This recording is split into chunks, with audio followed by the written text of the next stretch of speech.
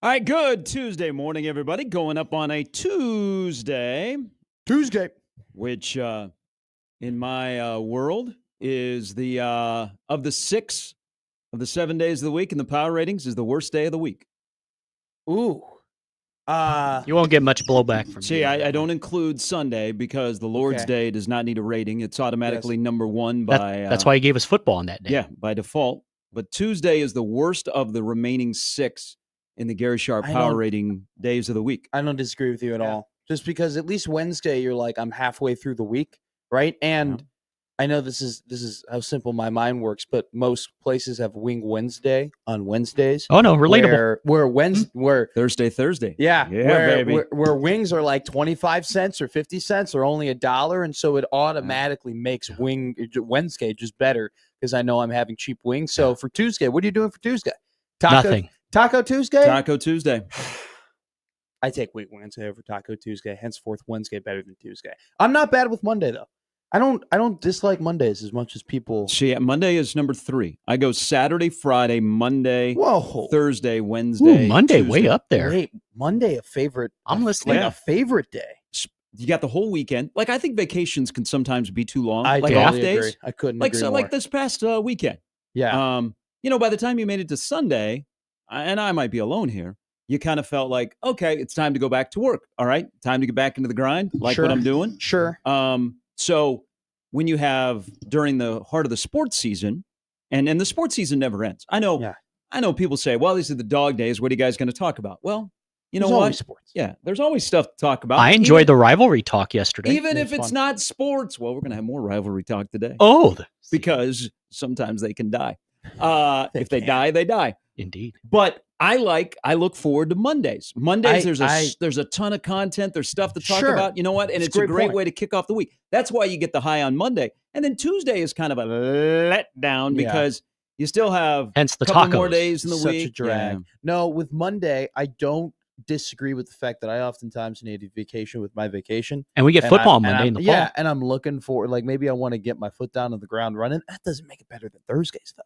Like Thursday's like a Friday. Thursday is great. Thursday was is always great. Is like I loved you Thursday. get through your work and it's a tough day of work, but you're like, you know what? We're right there. I can taste it. I can taste the weekend. And tomorrow, like you have That a lot seems easy. to look. Seems you have- easy to say that Thursday would be right after Saturday and Friday because you're just following the pattern. But I like Monday. I like Monday ahead of Interesting. Thursday. Thursday what? really doesn't do anything for me because I'm not a Friday Eve guy, especially if they have to work on Friday. You still have Friday, Well, true. and I We're- look forward to Friday. Thursday is kind of like a speed bump along the way. I think Back in the day, it was great, but I'm Yeah. with you. I think that I I probably think they should mix up the days. I think they should start with the best and go to the worst.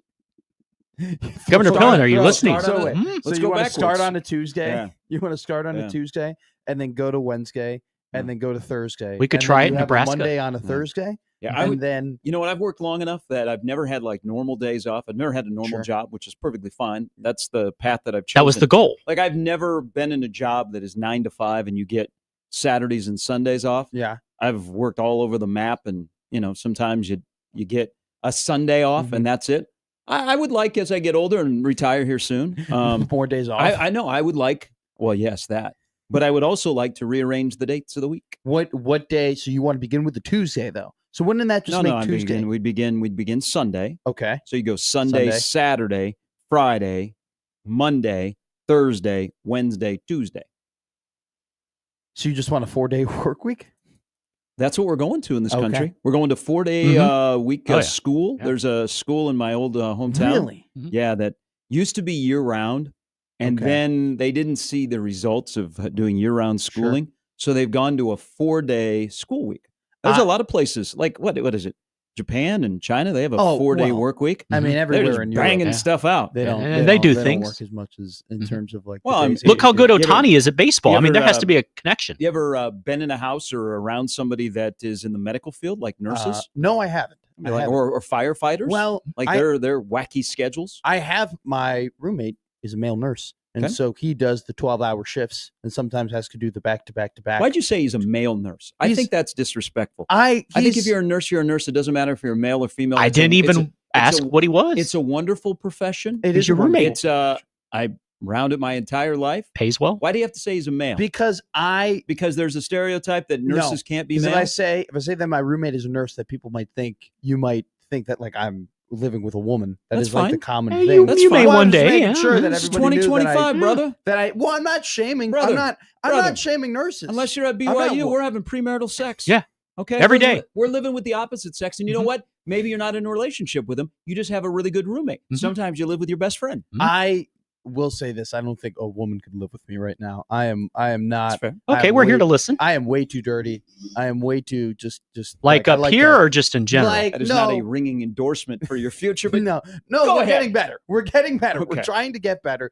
I just, when I walk into my room and I take off my clothes, I just like to throw them on the floor, you Yeah. know? And now I will say this. I'm not a garbage guy. Like I throw away my trash, Okay. right? So there's not Oh, just, like, see, that's half the food battle. and plates like lying around. No But ants. like you will know that I was somewhere in like, oh, Matt was here. Okay. Oh, Matt came through. Oh, here's his hat and his shoes. And Who why had is an there, like, accident? So Yeah. basically, Matt. There's socks on you the act floor. like you're still living at home, and you Um, expect your wonderful mom to come and pick up after you. You know what? I'm going to be honest. with Pee you. in the My house mom plant. stopped picking up for Well, me. no one does that. What? Okay, that's an animal. No one does that. Okay, even me and my Neanderthal friends that lived together when we were 21, nobody the fact peed that in a you house had to plant. clarify that. Well, there were 8 of us. There were 8 of us that lived in a house at 26th and W in And a Lincoln pig. that Oh my all God. turned 21 within about a 4-month span. That is. But nobody That's scary. ever peed in a house plant. No. So you had a house plant. Come to think of it, that's a good point. Not sure if we had a house plant. Did you have I'm a sure backyard? it's- You had a house pig. Oh yeah, for a because plant. I stole a tree one time Okay. from a restaurant and carried it home. You Oh, brought not it in judging. the house, or was it outside the house? That's a baller move. We put it in the house because it was in the living room and we decorated it. And we had like a disco great ball. time. We had a disco I think this ball. is a good thing. Was this your Christmas tree, or was Yeah. this? No, this was like in the fall. Vibes. Football vibes. Was there any reason why we just felt like, all right, we're going to take this tree out from in front of this hotel? Because there were 8 restaurant? guys living together. Well, 7 of the 8 because Sure. the other one came on. He went on to be a big time CEO Ah. of a company not in Nebraska. We were drunk, fat, and stupid. Okay. No. So Incredible. But high metabolism. You so do you're fine. things. Yeah. You do things when you're 21 and you're in college, and you don't. Your blood alcohol level is higher than your Sure. GPA. The Huskers were rolling on the football field. Life was good. Hell yeah. That no worries, no cares. Back to the male nurse thing. Yeah. It's a.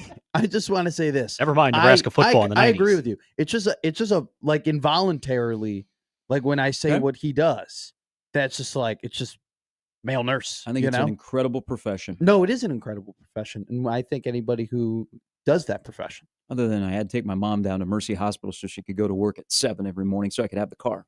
Other than that, I had no problems with it. Hey, we all have to pay prices. That seemed like a good one. Yeah, Not terrible. my mom hated like she worked her way up from being an RN. She was a head nurse, and then Okay. she was a hospital administrator. Sure. And so I would say, "Well, you're no longer a nurse."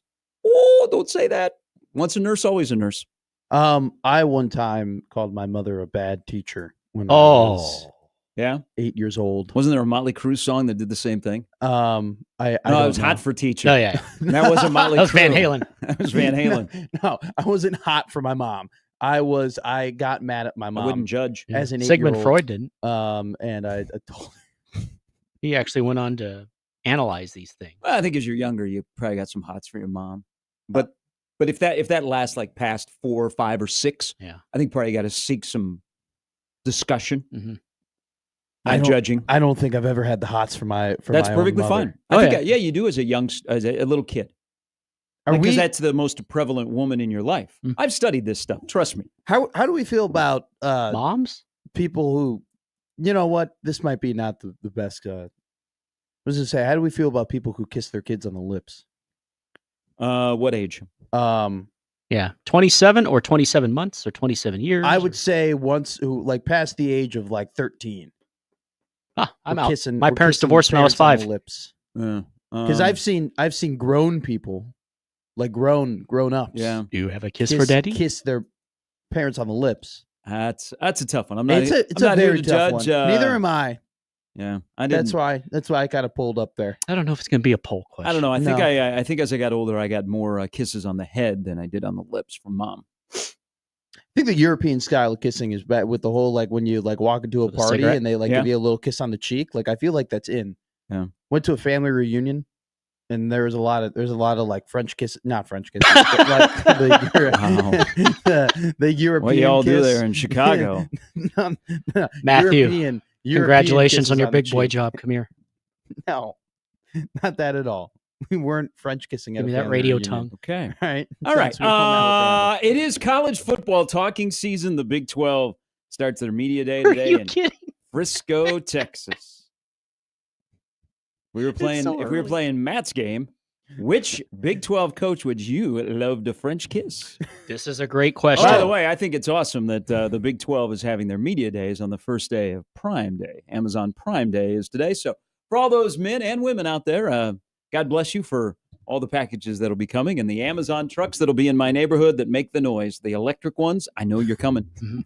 I know you're coming. Actually, I have Isn't- something from is- Amazon coming today. Isn't the point of an electric car not to make a lot of noise? Yeah, but like, the Amazon trucks, I told you this last week, yeah. they make a kind of a distinctive little noise when they're coming. Is it like to warn? Is it like the ice cream truck? No, I think it's just how they're built and how they sound. I think Amazon, if they took the ice cream truck model of like every time the car came around and there was like some sort of music that was playing to indicate that they were there, I feel like that would be a very effective way to make sure that everybody got their packages. You know, the Amazon guy's here. Oh my God. And Yeah, you, but I like, you think go to the your whole thing window. about Amazon is you want them to bring it to your door. Well, no, I know, but they're Yeah, I coming don't up. want them, and I don't you're want like, them to be dinging the bell when they're in the neighborhood, and so I have to go running out and stand in line at the handout window. They like open it up. The guy's like real sweaty. He's got a wife beater on. No, He's like, I'll take a phone case. All right, we got one. No, I want that Amazon guy to come to my door and take a picture of my package he's dropped off and be very proud about his delivery. Look what I did. And then I get the old text or the email, hey, your package has arrived. And then you check the Ring camera to make sure no one's going to steal it. you you got check the That's- picture to make sure it's Now your front door. That's what Amazon Prime Day is all about. Everybody's having a Prime Day. Like Walmart and Target are competing Are against they Amazon actually? Is today? Why is today a big sale day? Because it's Amazon Prime Day. They're just trying to generate some money into the economy and get people spending money. It's Christmas in July. Mhm.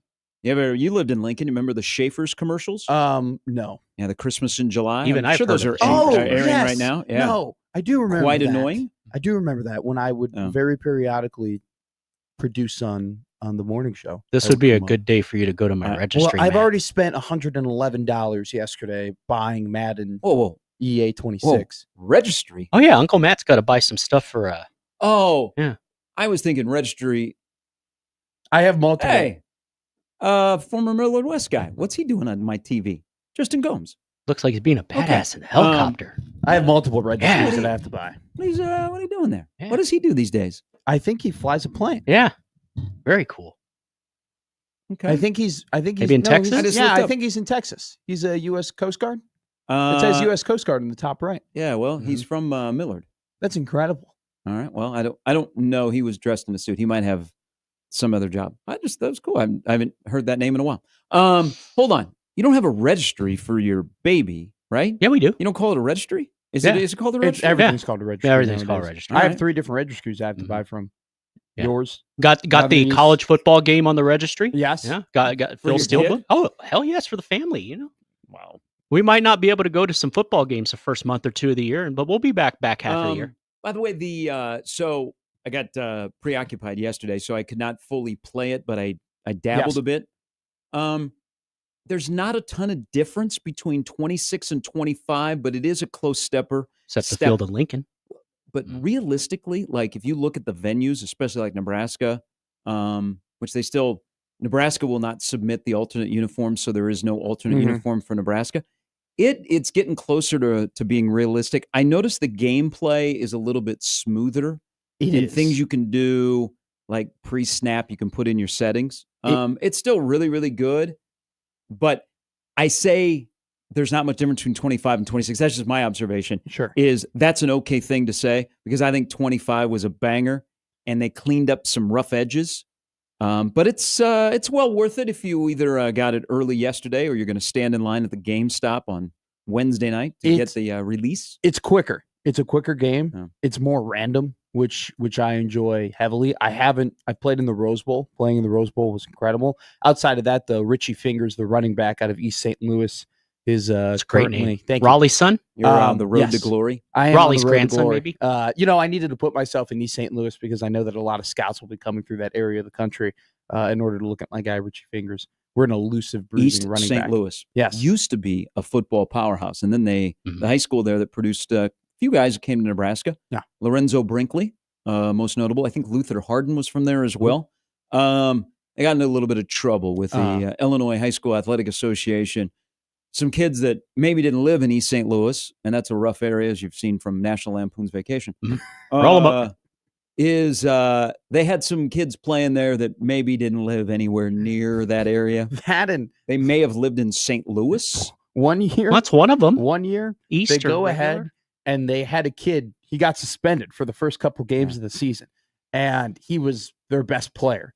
And it was very clear, like, what he looked like. He was bigger and faster than everybody and had tattoos. Like Charles And Jefferson, Fast he Times at was- Ridgemont High. Yes, he was suspended for the first couple games, but they took a freshman's jersey and they gave it to him, and they had him play through his suspension. Hell yes. And like some coaches on the other team were like, "Who is that freshman?" You're basically supposed to be- describing Wildcats, the Yes. movie with Goldie Hawn. Yeah. essentially. Yeah. And then they got UGL. Good Why? movie. suspended for the You rest don't of the got season. no It was alibi. incredible. The pictures Finch. though, the pictures though of this massive human being wearing the small freshman jersey was absolutely incredible. Finch inspired Uh, Billy Bob. Because he Finch did. blocks a He kick, did. Billy Bob blocks a punt. Rest in peace, Billy Bob. You did. All right, coming up on the show on this Tuesday, Jesse Rogers is doing us coming up at 8:30. We get his thoughts on Caller Daddy, just brutalizing the seventh inning stretch. I think Jesse was there on Sunday night. I watched it. I hated the backup dancers. I had no clue how bad it was. I had no idea. BC is back from vacation. He's back from Lake. He'll Oh, join yeah. us at 9, and then AK stops by at 9:45. That is the lineup brought to you by the Roof Freeze at John Higgins Weather Guard. Again, today is the start of college football talking season. Big 12 today, SEC next week, the Big 10, and then they're going to sprinkle like some ACC in there. But the story in Frisco will be about a former Big 12 school. So this is a big moment in college athletics because at 9 a.m. today, there will be a press conference in Norman, Oklahoma. Ah, yes. Joe Castiglione, who is one of the best athletic directors of Ever. that job, Mhm. 28 national championships, 28 years, Incredible. is going to retire. And so they'll have a press conference today, and I'm sure that the Big 12 loves that because that'll steal some of the chatter, Sure. possibly from Frisco, Texas. But also, get ready. Prepare yourself, ladies and gentlemen, right here in the lovely state of Nebraska and GBR Nation. The people at Texas will float Sean Eichhorst's name out there to be a potential replacement for Joe Castiglione, who I think, by the way, is being shuffled out the door. I'll explain why I think that a little bit later. But prepare to hear the name Sean Eichhorst floated by Texas to put him in an inevitable position of you walk in the door, you already have a curious basketball hire, Yes. and you got to deal with the football coach. So Hey, he's done that before. Prepare yourself for a guy who I think is better behind the scenes being a sports supervisor of football instead of running an athletic program. But that'll be one of the names you'll hear for that job. I imagine it will come straight from the 40 acres. I think it would be, I don't know. Is it a good representation of Nebraska that you would have two former athletic directors also being athletic directors for big programs in power conferences? Or would it be more of like it doesn't really matter how it looks. I think Trev did a very good job, but Eichhorst definitely fell short of the mark as an athletic director. Yeah, there's a reason why Sean Eichhorst has not been hired since he was fired at Nebraska. And he wasn't just fired yesterday. Sean Eichhorst's been gone for a while. It's been a while. Nebraska's gone through, they're under their third athletic director since Eichhorst was here.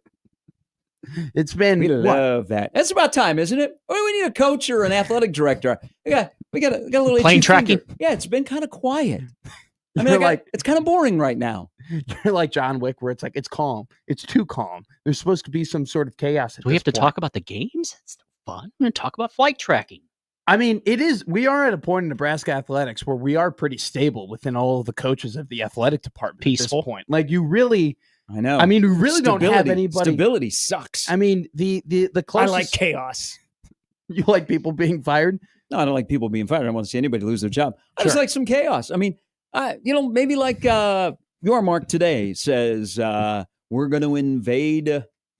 I don't know. Pick a state. We're going to Arkansas. take over There you that team. We're going to take over Arkansas. Yeah. We would. Yeah, you know what? Let's have some more chaos. Some people thrive in living in chaos. You probably have friends that in relationships where Oh my they, God. like they love each other. They have a wonderful relationship, but from the outside you go, how in the F can you Yeah. deal with all the chaotic? Yes. But both people are that's Very what they happy. live in. Yeah. They enjoy it completely. Yeah. No, I would enjoy like the Big 12 during the media day cycle over the next 2 days. Just absolutely try and crap on everybody and try and start stuff with every SEC team and every Big 10 team. Like I would love your Mark to just drop a pipe bomb and just Well, like not you know, really, go though. You're go. just tuning in. Well, no, I mean just go whole. Like I You don't meant need like that stuff. like CM Punk.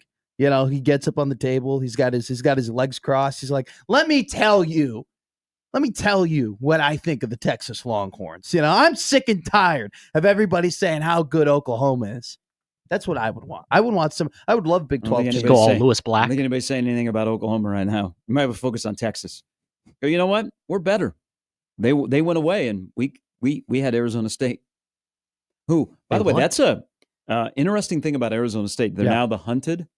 Kenny Dillingham. They had 5 players on the all preseason Big 12. They're either first or second with Kansas State. If Arizona State stacks another really, really good year, Somebody's going to come Whoa. calling. well, watch out in Tempe because Dillingham is young, and It's a you know good place. he's kind of a West Coast guy. Mhm. Is you could stay in the Big 12 and stay in Tempe and live a really, really good life Bang. with Mhm. and on a campus where they have invested in football and you got something good going and you still have a lot of time. I mean, he's what, 34, 35? Maybe if he's that. He's young, yeah. Maybe even he's 33. But if no, USC I don't- opens up one day, maybe. Yeah. But you know what? There's sometimes the Well- grass isn't always greener on the other side. Some people will tell you that, Jimmy. He's 35 oh, trust years me, old. I know. He the thing about Kenny Dillingham, I think, is that I think in this day and age of college football, this would probably be like the worst time to switch to a different school or like go to a different school or try and like Why? Well, There's a lot of advantages to moving right now. see, the transfer portal, yes, you can bring a lot of your Mhm. guys from one school to the other school. So in terms of like the trying to make a good product right away in Mhm. terms of winning games, I agree with you, it's easier. But also I just think the whole like with the rules changing and the adaptation of everything and the fact that we are consistently evolving in terms of like who's at the big boy table and who isn't at the big boy table and what you can do and what you can't do. Like it's almost as if you have a good system right now and you have something that you're comfortable with doing and you're consistently winning in one spot, I think right now it's kind of good to just maybe sit in one place and win and then let the dust settle and get to the point where, all right, here we I don't think are. the dust will ever settle. I think I you can't think- let that. Can't you? I don't think it'll. I think if you have aspirations, you can't let the dust settle under your feet. I think there's a lot of dust though right now. Like I just think there's so much changing. I don't think we're ever going to I get. don't think anybody's going to turn down a job that is perceived above their job. I wouldn't. Yeah, if it pays more and Yeah. it's in a conference, it gives you more resources and gives you a better path to get to where you want to go. But I don't. I got bills. I don't know how many like jobs there are with Arizona State where it's necessarily like obviously if like Ohio State or Michigan or Oklahoma or Texas or Alabama came knocking on Kenny Dillingham's door, it would not be a hey, I'm comfortable That'd be in Tempe. crazy. I'm not you know. Oh I'm yeah, gonna I'd go at ahead least and take a that free meal job. from them. Yeah, but I do think like I mean like I don't if Wisconsin, that's in the Big 10, right? If they ask Kenny Dillingham to be the coach, Cold I think too. you would definitely have to think about it. that'd be a shock to your system to move from Tempe to Oh, sure. But I mean, it Madison would- for the weather. But you know what? The social scene, Not bad. not bad. In Madison? Oh yeah. Yeah, I like Madison from a lot. the Tempe social scene. It's not just Mills Avenue Mm-mm. to Madtown. Young guy. He's 35 years old. He's a damn good football coach. I like him a lot. And I like his team a lot this year, too. I think his team is going to be They very can good this they year. can handle being hunted, where people are not going, hey, that's the 16th preseason team. They're the team that's really, really friggin' good. All right, when we come back, I know there's a countdown going on. What are we, 51 days Yes. before the battle at Arrowhead. What are they calling the Kansas City Classic? Yeah. Kansas City. They're workshopping some names. Chris and Tony from Battle put their name on that event I saw yesterday. Just call it the Pigskin Classic. You know what? And I know there's a Thank you, countdown. Everybody Jimmy. wants to be excited. Kickoff Classic. Kickoff Classic. Yes. Nebraska has been good in the Kickoff Classic. Ask Penn State and West Virginia. I know everybody wants to get excited. It's 51 days away. There's going to be a big countdown. Media days for the Big Ten is in 2 weeks. Nebraska speaks 2 weeks from today. I don't know why y'all are going to pay attention to the first 8 games of the season. First 8 games of the season don't matter. Oh, but we love football. No, I hate to ruin it for you. The first 8 games of this season do not matter. If you go 0-8, then I think they Nope, matter. they do not matter.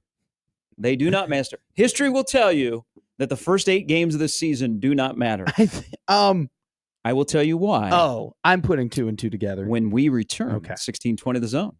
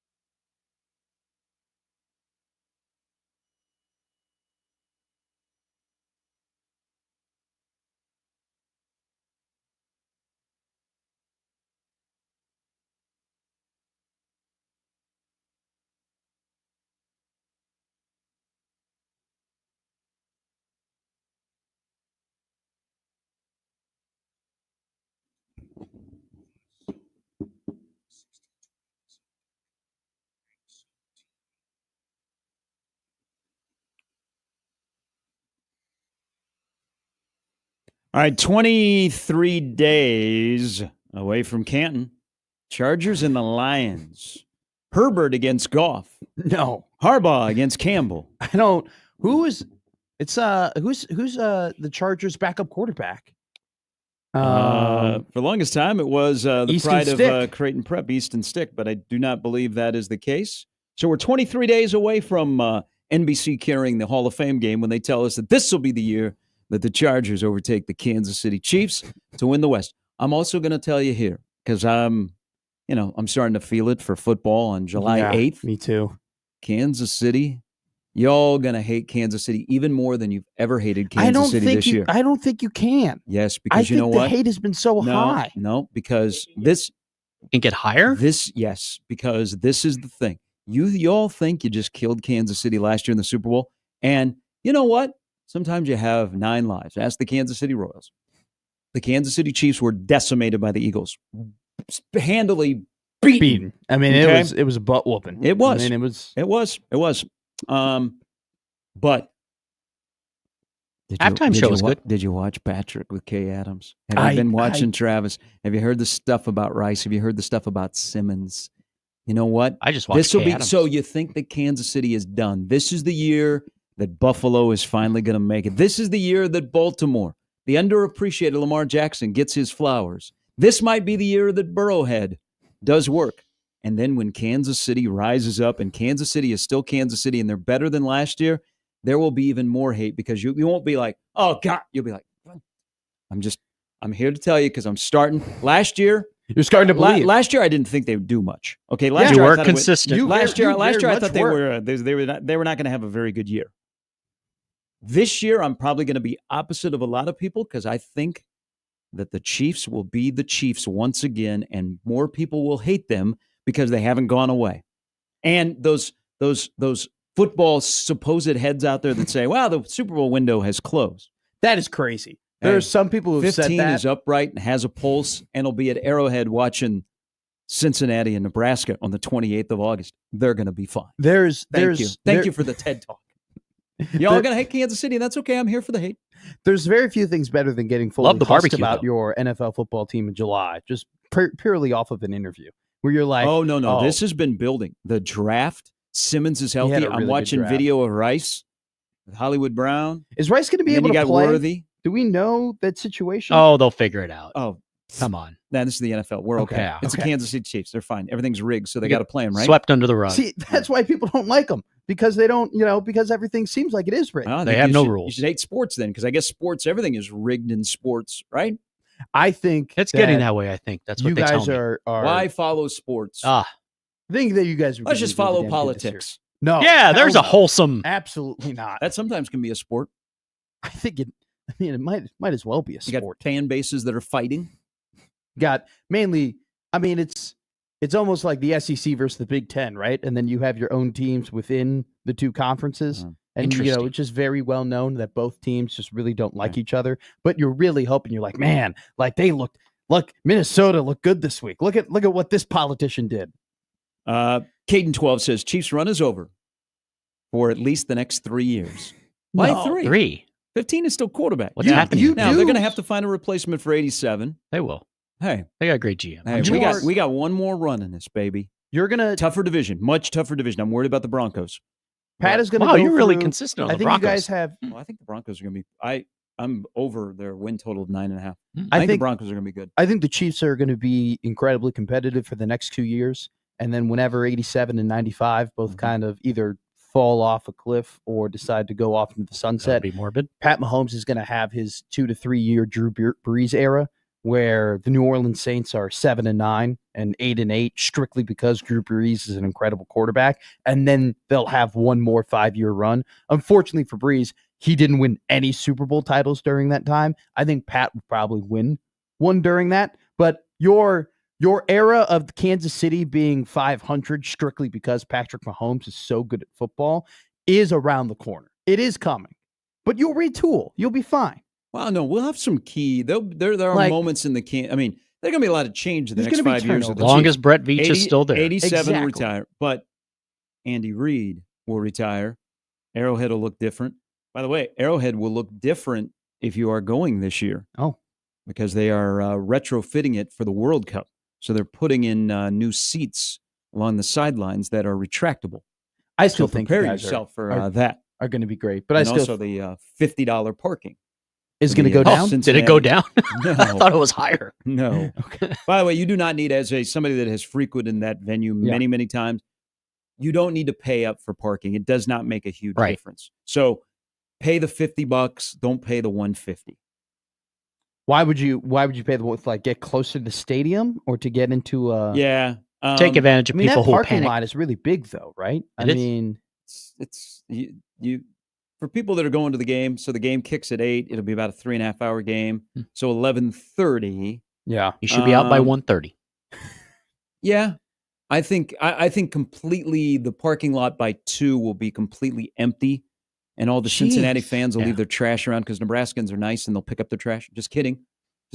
I mean, it takes a while. I mean, they do the traffic control there really well. It won't be like the Taylor Swift concert that I went to that was just you had a bunch of new people. Oh my God. So here's the thing. I remember this. Like with the Taylor Swift concert, there were a lot of people that had never been to Arrowhead before. And there are certain I have shortcuts to get into where I like to park. Sure. That I'm not going to share. I knew.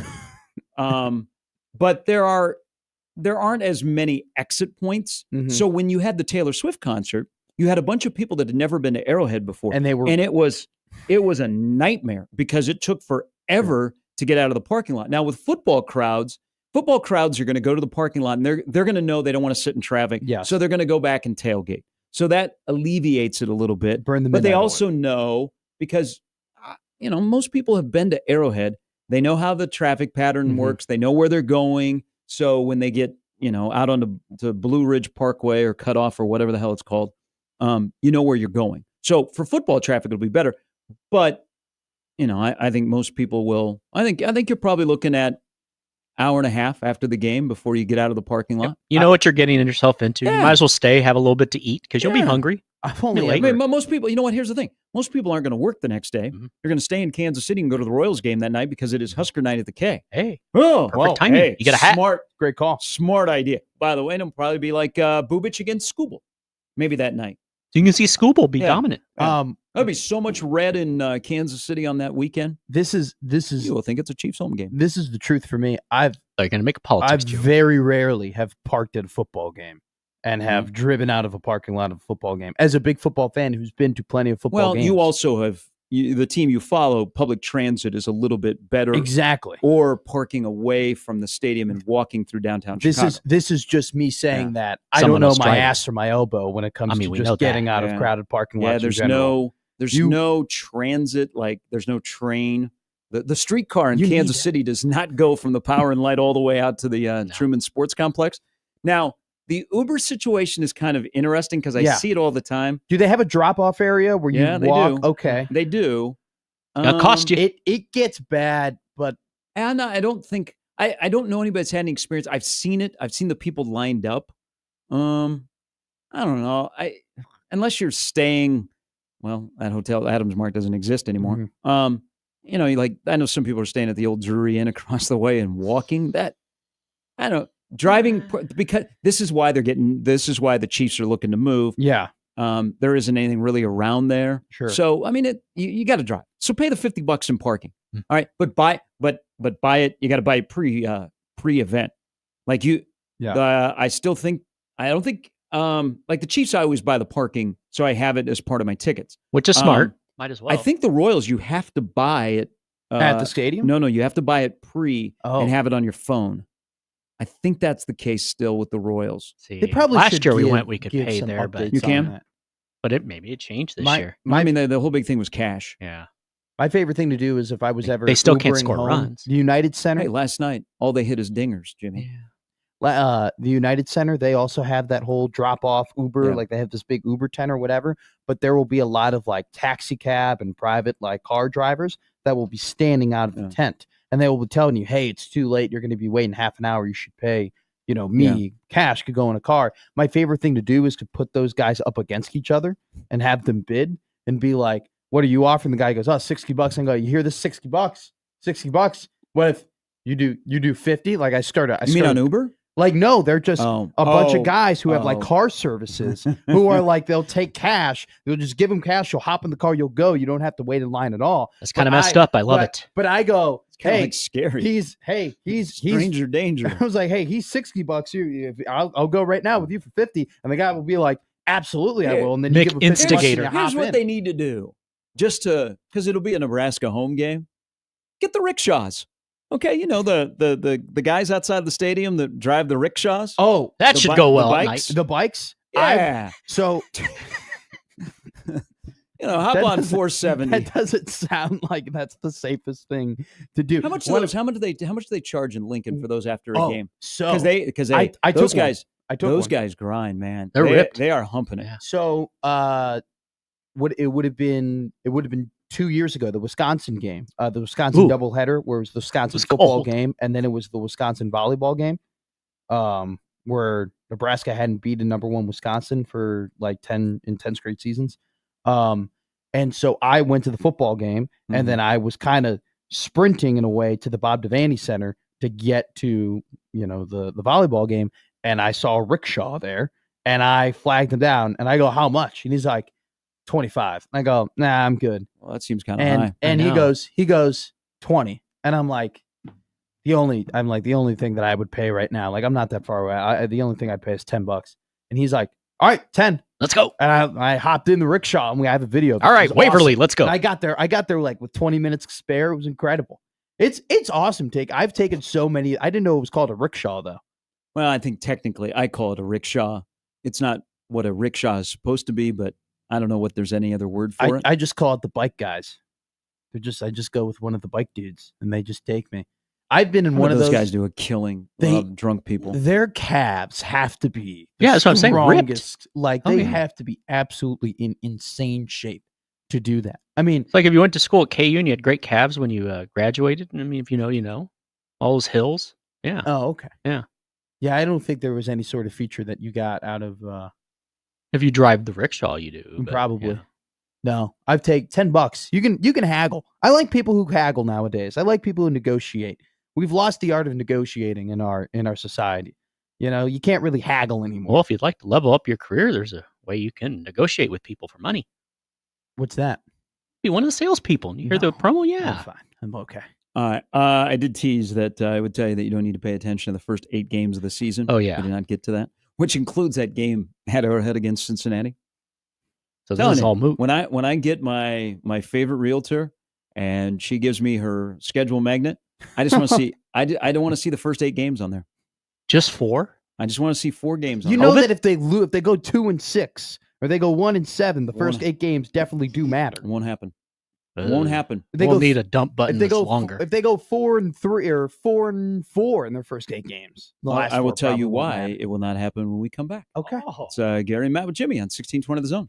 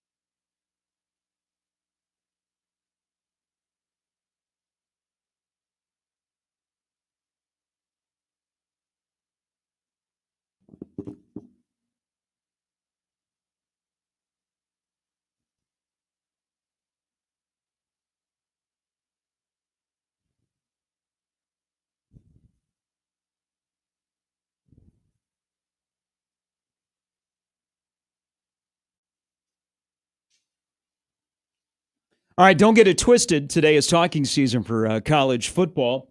College football is mine. The MFers. It's ours. No. It's ours. Hey, some will say it's not an effing game. It's what you're hearing. And what we're going to hear today is down in Frisco, Texas, the Big 12 Media Days. So knock, knock, open up the door, Mark. It's real. Nonstop pop from stainless steel. Who will be riding in with some big guns? Will it be Texas Tech? Could be the storyline of the Big 12 Media Days. So go hard. Get busy with it, Scott and Rich Rod. You're new in the league. But I got a good heart, and I love the game. MF wonder if he did it. It's all the same. Was that was impressive. Hey. That was something. Damn what right, I'll do it again. Because I'm so light, I gots to win. But who will win the Big 12? Will it be Kansas State or Arizona State? I do wonder, though. What is the national storyline of the Big 12? Can they get more than one team into the college football playoff?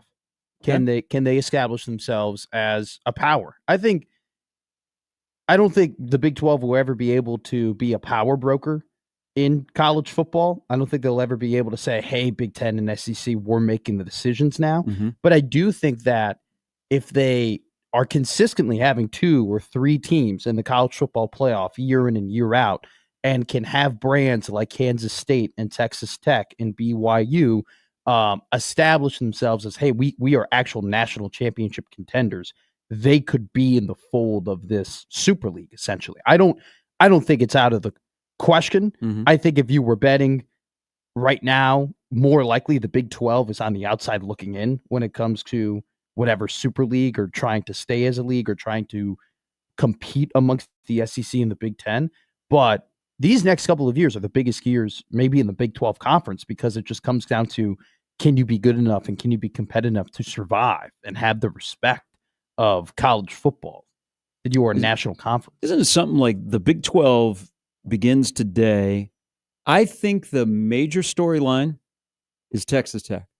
What Texas Tech is trying to accomplish, and it's not Deion. Yeah. That's good. Deion's going to break bread with the enemy. No matter how many cats he's going to break bread with, I'll break you. Send in me. Will they eclipse their win total in year number 3? But I think Texas Tech is the storyline of the Big 12 of trying to figure out exactly what Joey McGuire is doing. Mm-hmm. Modern day SMU, and I mean that as a compliment. Yeah. And if it will work. But if you're the Big 12, you have to be so happy with the last probably 12 months in terms of what teams across the country are investing into their athletic departments, right?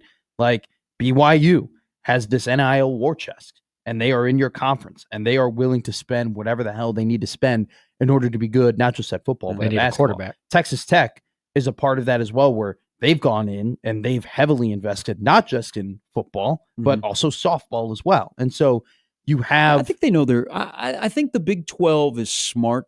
They know they're a basketball conference that plays some competitive football. But they've done a good job of adding like these previously non-Power 5 teams. Like, I think Cincinnati was an incredible addition to their conference. I think UCF has shown UCF has shown under Scott Frost in that 1 year that they can compete, on a national level in college football. Different conference. Well, they were doing work in the AAC. But last year, first year in the Big 12, Gus Malzahn and that crew goes 6-7. But I do, I think, by the way, I think Central Florida will be under their win total. I do think though that you have added the best non-Power 5 teams that you've had. You could have added to your conference while you have Power 5 teams that have war chest. The only thing, so I like, if did you like the candy Now and Later? Remember that? Remember that? No, I don't know that. So it was a hard rock candy. Okay. It was miserable for dentist offices. Okay. So if you look at the ACC and the Big 12, what would you rather have now compared to later? Ooh, I mean, but not good and plenty. Well played. I always thought they were cousins. I was at Quick Trip the other day. I was looking at the candy aisle just because it was near the checkout. It's still there. I think, but it's like little pieces now. It's not like a quarter. I think that if you're inflation, the ACC, if you're the Big 12, you have to look at now as your ability to be relevant later. You have to take what like who would you rather be now? The Big 12. Oh, the Big 12. Okay. 1,000,000%. And if I'm the Big 12, though, I'm kind of kicking myself in a way that You didn't let SMU Nebraska and Oklahoma play every year No, because that's where this all started. no. I'm kind of kicking myself a little bit because of SMU is in the ACC, and SMU is one of those teams that we talk about that have that NIL war chest that they're willing to go and spend. And I mean, they made the college football playoff last year, right? Like, I'd be kicking myself being like, how did we not get a Texas school into this basically Texas conference that would boost our reputation? See, I think now I would take the ACC. Really? I mean, look at, you have Clemson this year. Okay. I'm talking now, and we are talking in 2025. Sure. Now, what SMU is doing, what Miami might do, Florida State might be back. Mhm. We have Belichick with North Carolina. But later, I would take the Big 12 because you are probably a couple of years away from the ACC getting turned upside down, Yes. where the Florida State to the Big 10 is a real deal. I think, though. So right now, in football, just in football, Yeah. I would take the ACC. Later, I would take the stability of the Big 12.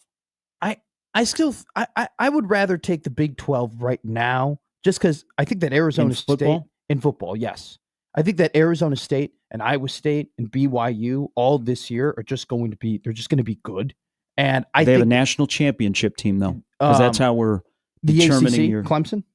Yeah, no. Like I'm saying, the Big 12. In your opinion, do they have a national championship team this year? No, not this year. But I do think they have 3 teams that could end up making the college football playoff, maybe even 4. And I think that, I mean, I don't really know the middle and back halves of those conference well enough to tell you that, hey, the Big 12 is in a much better spot than the ACC. But if we're going historically, like, they are in a better spot in terms of the middle and the bottom of that conference overall. I do think that both of the conferences over the last couple of months, or 12 months rather, have done a really good job of making themselves relevant heading into this year.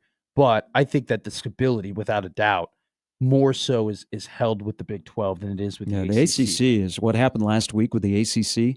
And if you can get out and how much it would cost you or not cost you, I still think we'll have in the future, instead of more conference realignment, we may have more relegation.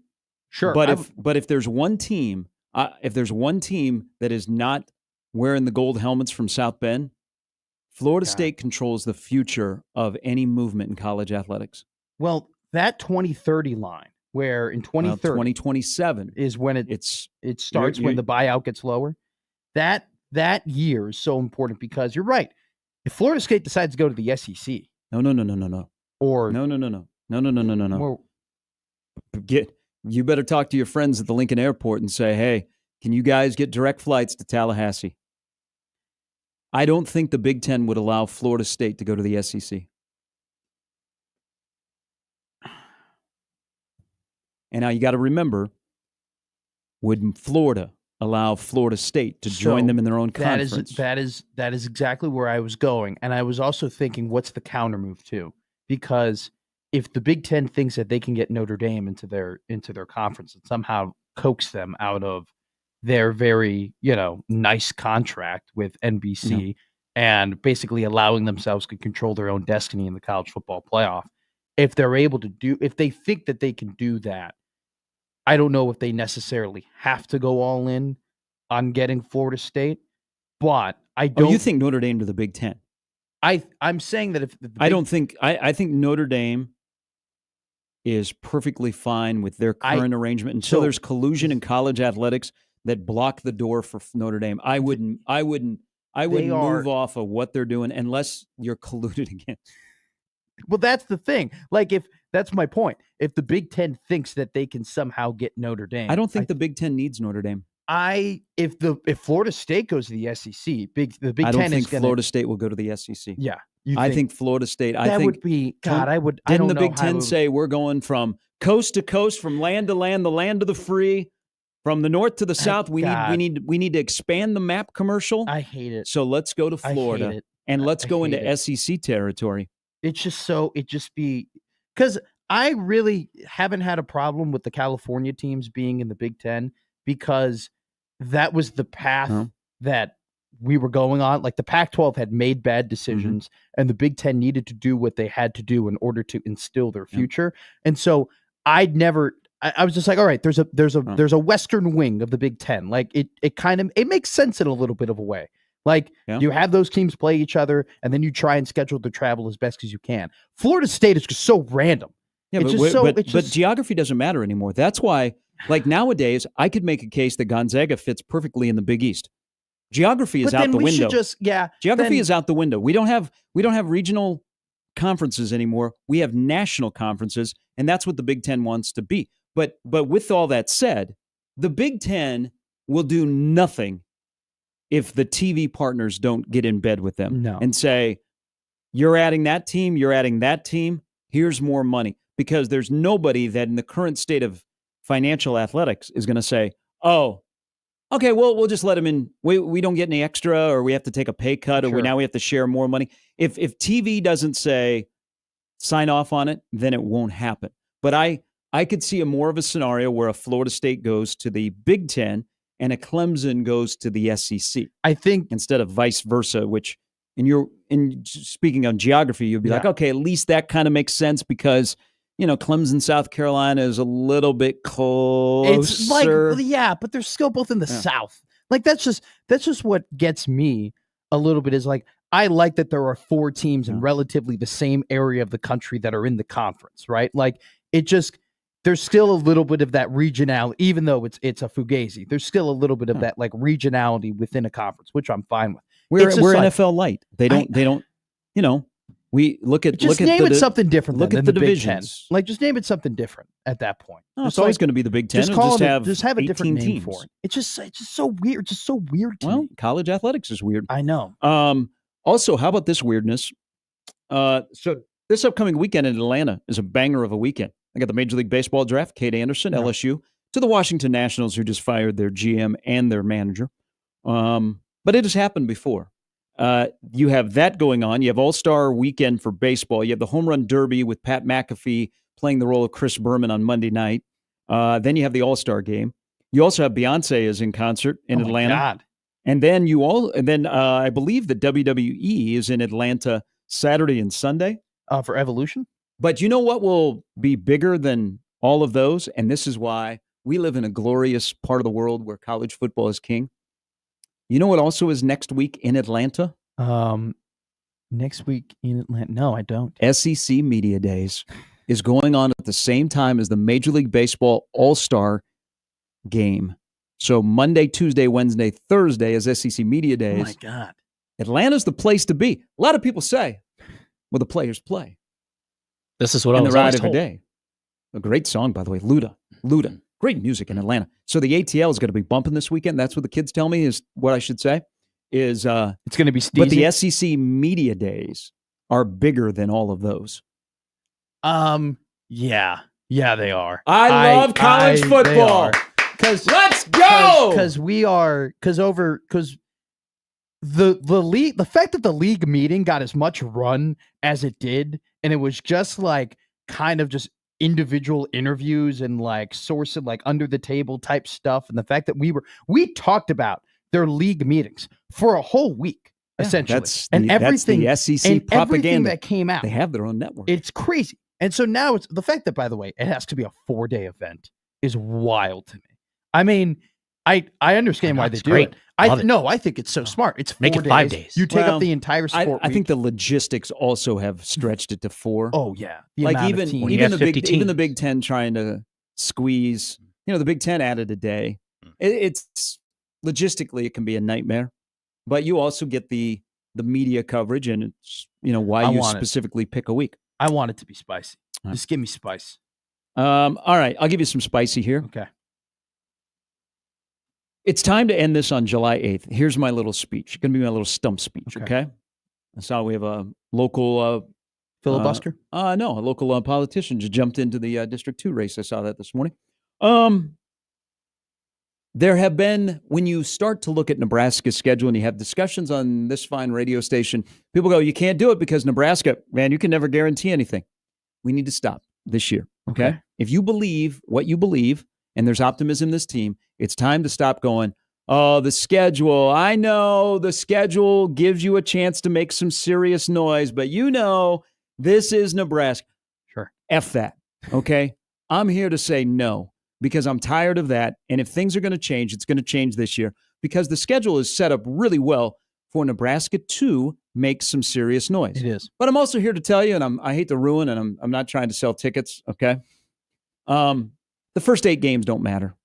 Okay. The first 8 games for the season don't matter. You know why? Yeah, you're making Why? me sad. What's Because going on? there is death taxes, and Matt Rule, before November 1, is going to win at least 5 games. Oh, there we go. Now, he might win 6. You might break the schedule down into 3 4-gamers.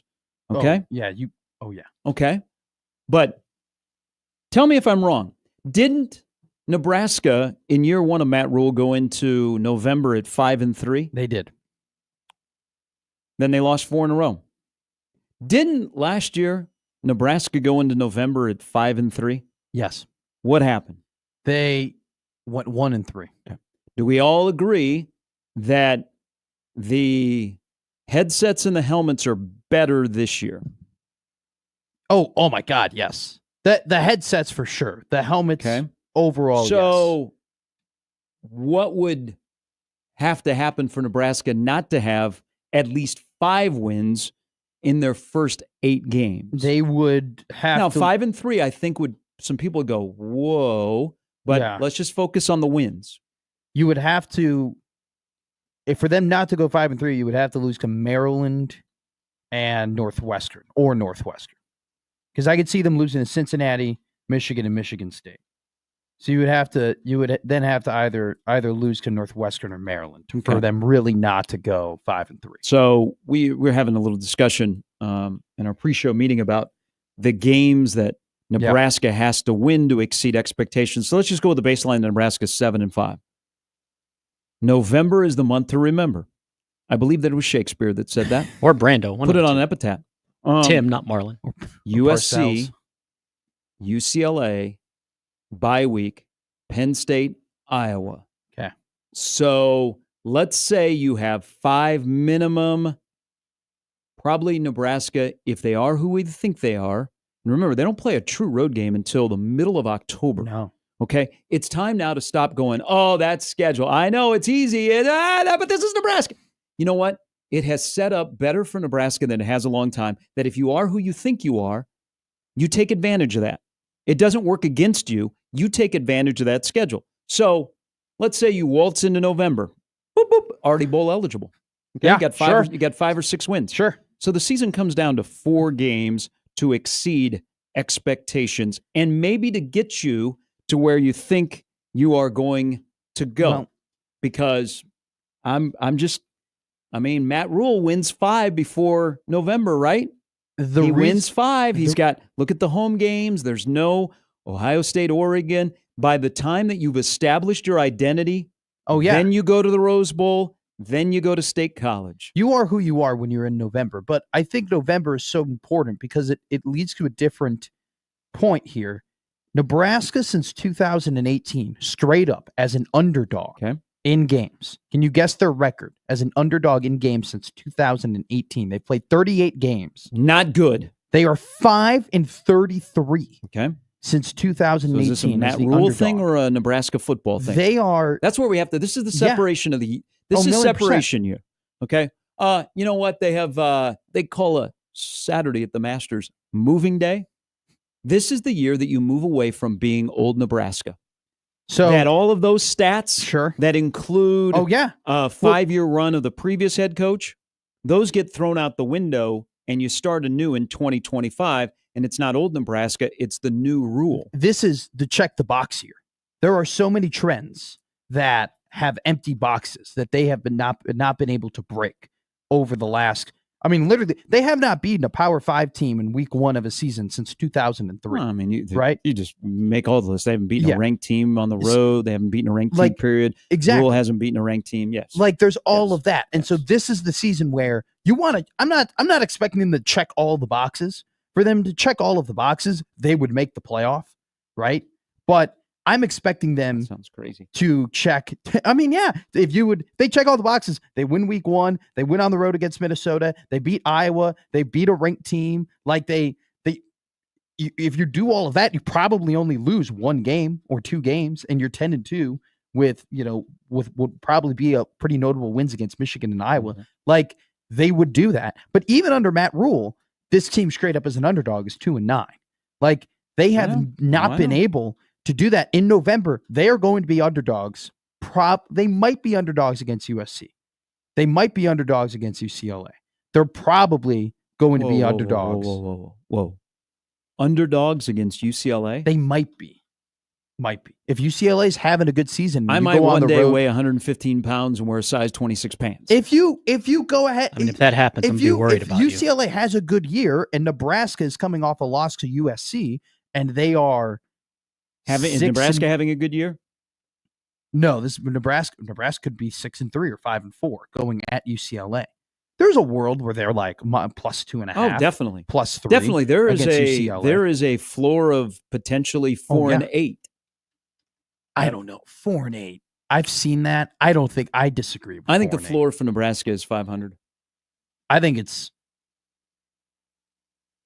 5-7. I could see a world where it collapses and they lose to Cincinnati and they lose to Michigan and they lose to Michigan State and then they lose to we have a show for you. Iowa. Like there is a world where they can, and they've done it before, where they've lost to teams that they should not lose to. Like that's been the main whole crux of this all of Nebraska's struggles over the last 8 years. Isn't really, well, you can't beat the good teams. It's you haven't been able to consistently beat the bad teams. Like their record or win at home. Yeah. And your home schedule creates some serious momentum. Or take advantage of momentum. Like they haven't been able to do that either. I will never forget that 2023. Well, Michigan that's State my game. hang up. That's been my hang up under Rule and was a big one last year when I said 7-5. Yeah. Is how do they deal with success? How do they deal with people patting them on the back? How do they look good one Saturday and then do it again the next Saturday and then do it again the next Saturday? And then all of a sudden it becomes habit. They haven't been able to turn the corner and do that. It's still a little bit of a hang up when I look at this season, but we need to stop that elephant in the room. We need to beat down the elephant, give him some peanuts, let him walk out of the room and stop talking about the elephant in the room and go, you know what? If you're going to do it, this is a schedule to do it. Instead of going, oh, that schedule, that's a schedule that kind of stop being old Nebraska, start being new Nebraska, and start taking advantage of a schedule that's been given to you because next year at this time, we're going to be bitching about how difficult the schedule is. Well, I think though, and hopefully saying, well, now they have a team that can navigate it and it's a schedule that puts you into the playoff if you navigate it the right way. That's for next year. You talk about we need to eliminate the things that were happening before the coach of Nebraska. This team having 92 freshmen and sophomores? 92 freshmen, redshirt freshmen or sophomores on this roster plays well into that because I think last season and the last couple of years, man. I mean, there definitely was football PTSD on some of with the guys who were playing on the roster last year, and I don't blame them because they had been in so many heartbreaking games and heartbreaking losses that it's almost as if it's hard for them not to think, oh crap, here we go again, when they are playing in these really close games and things are going their way. Now that you have a roster that doesn't have as many of experiences of losing in those heartbreaking fashions, it's almost as if you're not going to have as many guys think, oh crap, here we go. Right? You're just going to have a bunch of guys who hopefully play more free and who don't think about those things and don't think about, oh, we haven't been able to close the door in the past. Like starting anew and having a fresh mindset plays so well into this season, I think, despite the fact that you have lost a lot of production from the guys who have left. But I think November, they're more than likely going to be underdogs in three of their 4 games in November. Can you win as an underdog? Can you win a game that you're not supposed to win? I don't know. What'll be potentially the biggest line that Nebraska would be an underdog in? Could they go to Penn State? I mean, that's tough because it's way out and you don't know how the season's going to unfold. But that would be the initial one where I go, they might be a touchdown 8-point underdog going to State College. I don't. Yeah, it's so far out. I could see them being a double-digit underdog at State College because I think Penn State could look like an incredible team at that point, depending on what they've done. But to your point, if we just remove the Penn State game, there is not one game on here that I think they could be a double-digit They're underdog. going to be favored in a majority of their games. I don't. So it's time to start taking advantage of that, not running away from it and having PTSD. It is like, this is different because everything you're told and you feel is different, right? That this is the time. I mean, they've approached it differently, and they've just built it differently, and they've built it professionally. The old Nebraska ends today. The new Nebraska begins on November 1. Sorry for the first 2 months. Find something else to do. I think check back in on November 1. You talk about momentum, and you talk about how does this team deal with success. The first 8 games are so important because we find out if they can deal with momentum. Take a nap. And if they can I'm going to take a nap. I'll be back on the show on November 1. No. We'll be like, here we go. Gary, I can't. All right, it's a race. It's a race to the end of the month. Let's You're going to miss go. a lot. Hey, what if you did, though? Like, what if you, disappeared and you came back right on November 1? I mean, I'm kind of close to that. I'd be a wily radio vet at that point if you left. Talk about being thrown into the deep end without a life preserver. Welcome back to Matt on 1620 The Zone. We just want to let you know Gary's gone until I've already said it. The first 2 months So on sabbatical. Hey, he's actually first 2 months might be boring, y'all. They're going to win 5 or 6 games. Hey. Let's get into the nitty gritty. Let's get to November. You can find Gary at Matt. Vala's most weekends. You know how I'm really making happy is the J-Sker, because they're like, oh yeah, November basketball and that month. Let's go. I get a call from somebody. Doug. Hey, Matt, we just want to let you know Gary's decided to take a micro retirement. It's a sabbatical. He'll be out until November. So good luck. Good luck with football season. Don't man. worry, I'm behind you. All right. We got more on this topic. We actually have to talk about the most important games. I mean, that's what we did. to do. They're the last 4 of the season. And tomorrow, That's the your least 4? important. You're 4, just that, or just it? That's it. So least importance, the previous 8? Hey, Tie? when I get that pocket schedule, I'm cutting off the top of the schedule. I'm just starting with November. Wake me when USC comes to Lincoln to play at 2:30 on CBS. So you just like November. So are you saying that I'm on to you. It gets a little bit cold. Are you saying When it is a birthday month. Are you saying that wake you up when September ends? Boom! Bang! But you got to change it. Wake me up Me up. when October ends. Wake me up when they're 4 You guys and realize 3. the day after Halloween, that could be a friggin' zoo in Lincoln for the USC game. I think it's going to be an afternoon game, 2:30 CBS. That's my pick. Could have World Series that night. Oh my God! Can you imagine? You know what I'm getting at. Can you imagine? Ooh. Can you imagine Ooh. if we have a Gary and Matt World Series? Cubs and the Phillies. Cubs and Astros. November 1st. I brought this up Not the over the Cubs and weekend with my Phillies. wife. What are you, Nick Grimm? LSU and Arkansas going to play the College World Series championship? Hell You yeah. got the I got a Phillies Cubs World Series. All right, we're off and running on a Tuesday. Sorry if you're going to the Houston Christian game or the Akron game. Hey, It doesn't matter. There are two It's a DMer. there are 2 programs in NCAA 26 that don't have any stars. One of them is Akron. Get them on the schedule immediately if you need somebody. Indiana and Akron are going to have like a traditional rivalry for the next 10 Houston years. Christian and Akron played. What would be the spread? 3.5. Houston Christian Akron. minus 3.5. Oh, Yeah. they do have Texans. We're back with more Gary, Matt, and Jimmy after this on 1620 The Zone.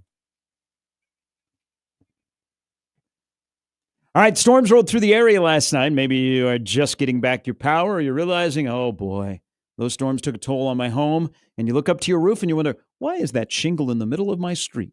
And you're thinking, oh, I got to get this looked at because I do not want any drippage. Only place to go. And I know you're like, oh God, I don't want to deal with a local contractor. I want to stay local, but I don't want to deal with a contractor. Well, you know what? Stay local and go to the best. The MVPs of roofing in Omaha, Moose Roofing. Your initial meeting when Rob and Bob will come out, personable, professional. They'll take time to explain, educate everything that Moose Roofing stands for and that they're seeing with your roof when they get up on it, okay?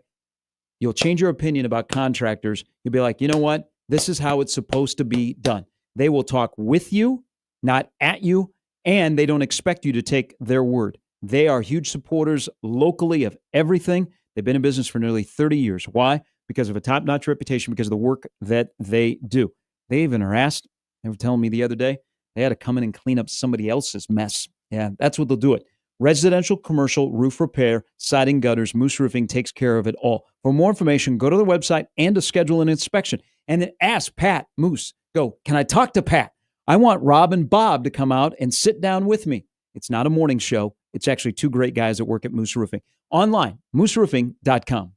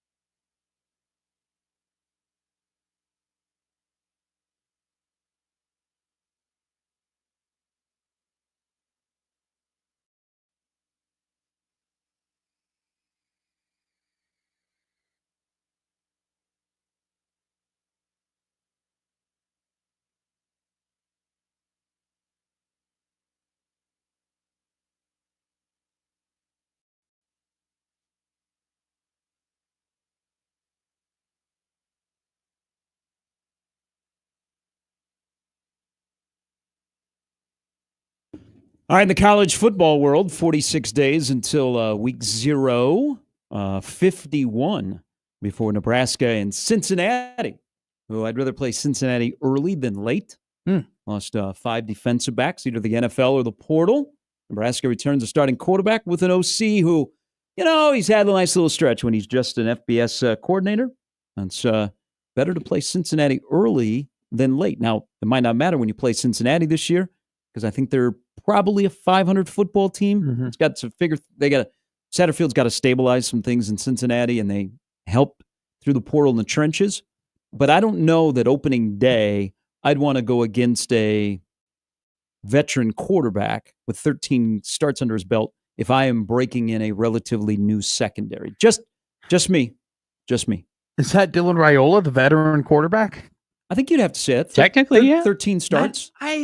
I'd be more afraid of Dana because Dana will scheme I don't him. know. This is just getting so like granular. I would call him. That boy grew up during the Oh, 2024 season. He did. I would say seasoned quarterback. He's been marinated a bit. He's been hit around. He's gone through ups. He's gone through downs. It's Dylan Raiola is at the point where, at least in college football, there's not a ton else that he's going to see that maybe he hasn't seen before.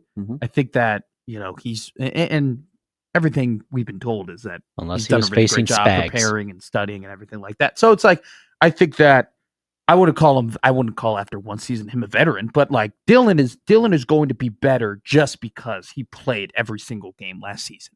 And you can take something from every single one of those games. And if you just tweak it a little bit heading into the season, you're just going to be better. Like, have you been you guys, so today is 51 days away, and I was thinking not a bad number. No. Like to where at Nebraska. If you want some engagement farming, tweet at Will Compton today because he wore 51 at Nebraska. He was good. Or love you some pipeline jerky, Mr. Cam Jurgens. oh, good one. Or Also Mick Tinglehoff. Also good. Probably is the best guy to wear 51. Dave Fight's series, his countdown this year has been fantastic. Oh, I love it. So it's 51 days from the start of the season. Dick Butkus Day. Yeah, there you go. And it turned out to be okay. Yeah, I think he was a pretty good college football player. He was great on TV too. Hot Loved him on take. My Two Dads. I don't think in terms of the Bears, I don't think you have a lot of competition for 51. No, I think it's Nicholas Morrow. Nicholas. Yeah, Nick Morrow. That just wore sounds like a 51 for linebacker. season. Morrow. Well, no, Shane McClellan wore 53. So That would not be in part of the discussion. We're talking about 51. No, I don't think. Well, no one else has worn 51. We since weren't Dick here Butkus Sunday. has worn number 51. That's a good. I don't think that's a there've been good too many. pick for Dick Butkus. Nobody's worn. 54 isn't retired Hey. yet, but nobody's worn it. This is well before you're born. Go back and look at the 1986 game that was on TBS between Nebraska and Illinois. Dick Butkus was at that game that day. It was a 6 o'clock game. Keith Endzone Jones. It was over by 6:05. Bam. Okay. I miss those days. We're like, I can't even say I miss those days because I've never had those days. I've never had heard a about team. them. I've never had a team ever in my life where it's just like you walk in and 15 minutes later you can just be like, all right, this game is over and done with. Who do you guys Like- play this week? Nebraska. What time's the game? 1 o'clock. Will be over at 1:15. Yeah. God, those days are never coming back. There's just difference in college football. You got TV timeouts, so you can't just be up 7-0 and the game is over. I mean, you score a touchdown. You kick off. Another And commercial. they go to commercial and they come back. Are you there's are review you and getting another technical with me commercial. after you told me the first 8 games of the 1:45. season doesn't matter? I'm not telling you. It's not the same. It's not the same. He's only tying it into what I said back in the day. Not the Today same. you wouldn't be able to Not do the that same. because of the commercials. Okay, so yesterday was the announcement down in Kansas City. The Chiefs now are aware that they are hosting a game between Nebraska and Cincinnati, and they would like to do this more often. They used to host a lot of college games. The Eddie Robinson Classic was good. Nebraska played Oklahoma State there. Okay, Iowa State played Florida State. KU and Mizzou played there. They used to host the Big 12 championship game. Some people are still frozen from 2006 between Nebraska and Oklahoma. Oh, it was cold. So, Battle put their name on this, and it's a local company. And, I think a lot of people in our listening audience are familiar with the people that run Battle, have had interaction with them, and they're big into 7-on-7 apparel, and they want to get into flag football. Maybe flag football becomes a sanctioned NSAA sport in the state someday. That'd be incredible. So Kansas City the Chiefs want to get into the neutral site game. College football is better than when we have great matchups and they're home and home. But if that's the only way we're going to get a matchup, I'll pick up the phone and talk to you. But Sure. How about this? Because we're going to have some shifting going on in college football because of the calendar.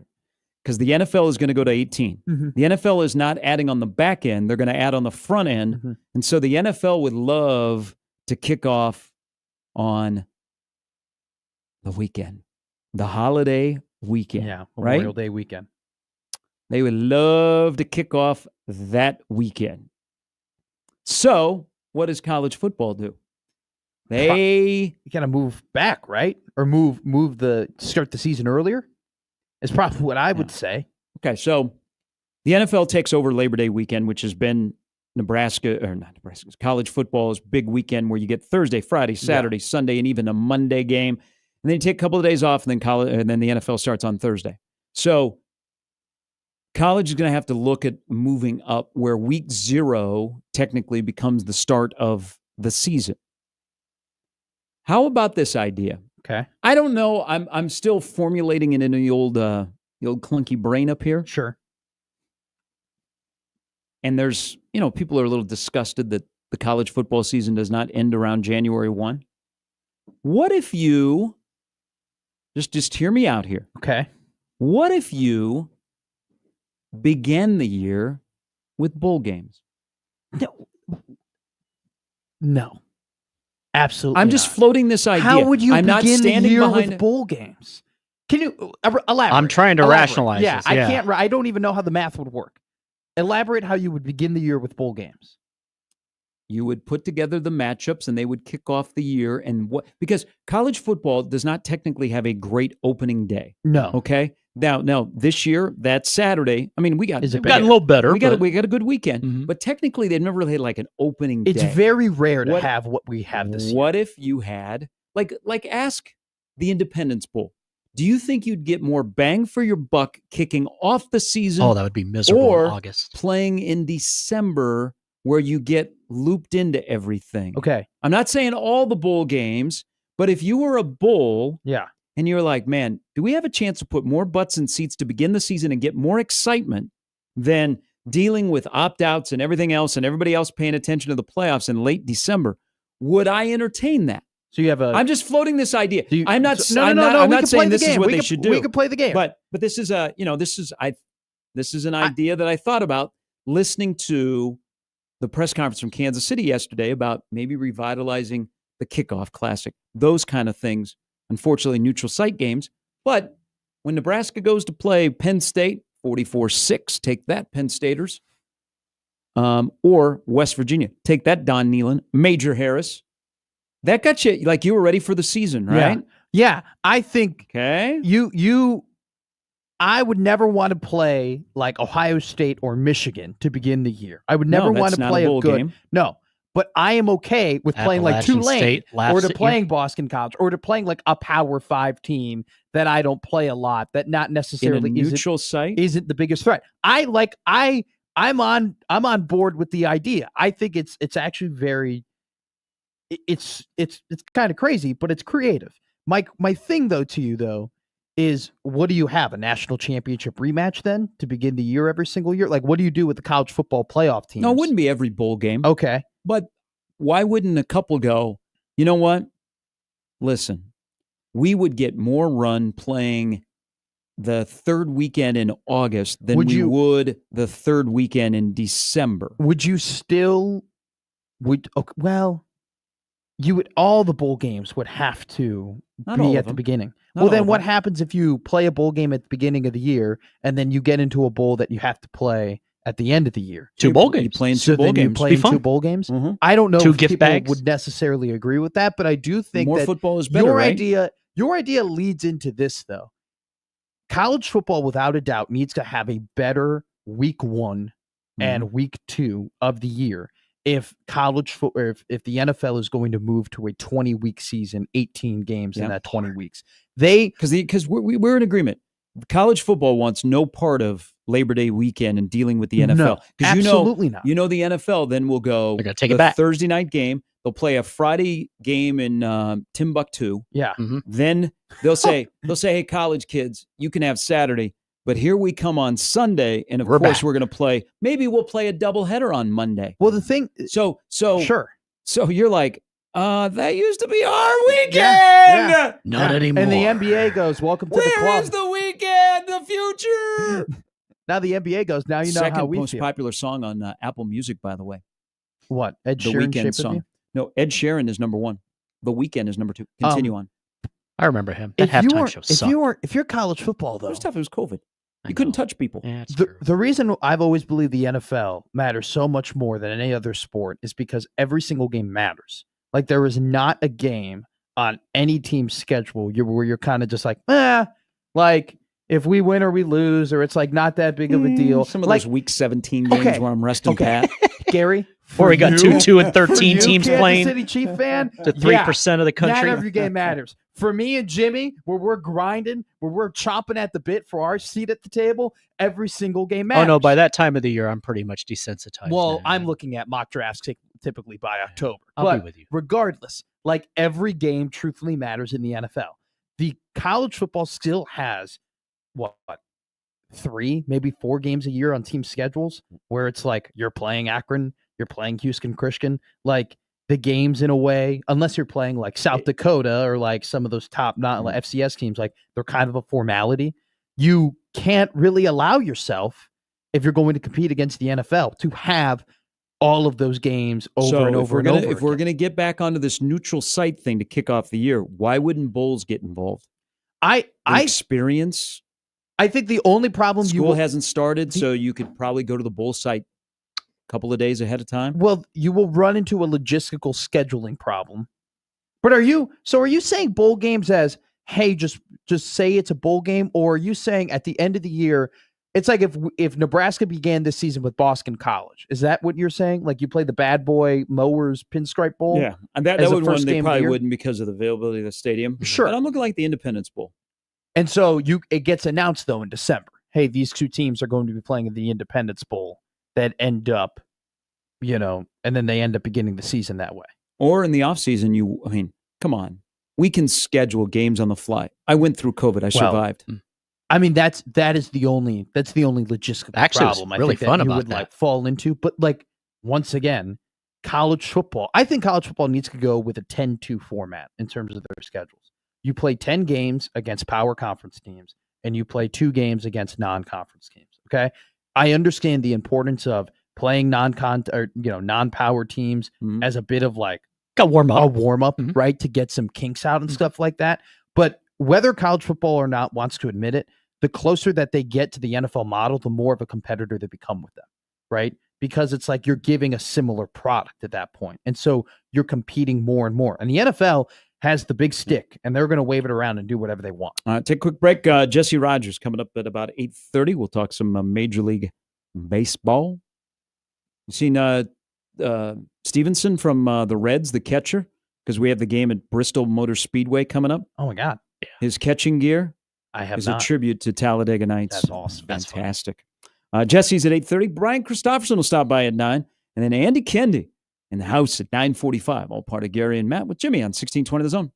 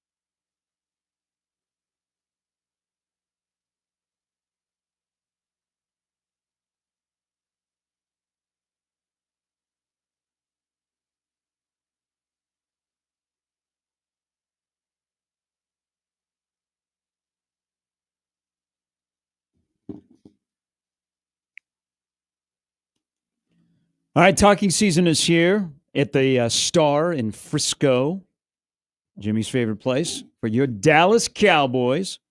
Big 12 Media Days, 2-day event. I was looking through some of the players that are going to be there. Yep. Who in the hell are these guys from Oklahoma State? I don't think in my lifetime I can recall when both the Oklahoma and Oklahoma State football coach, they were both like in a precarious position. People I don't think are talking enough about.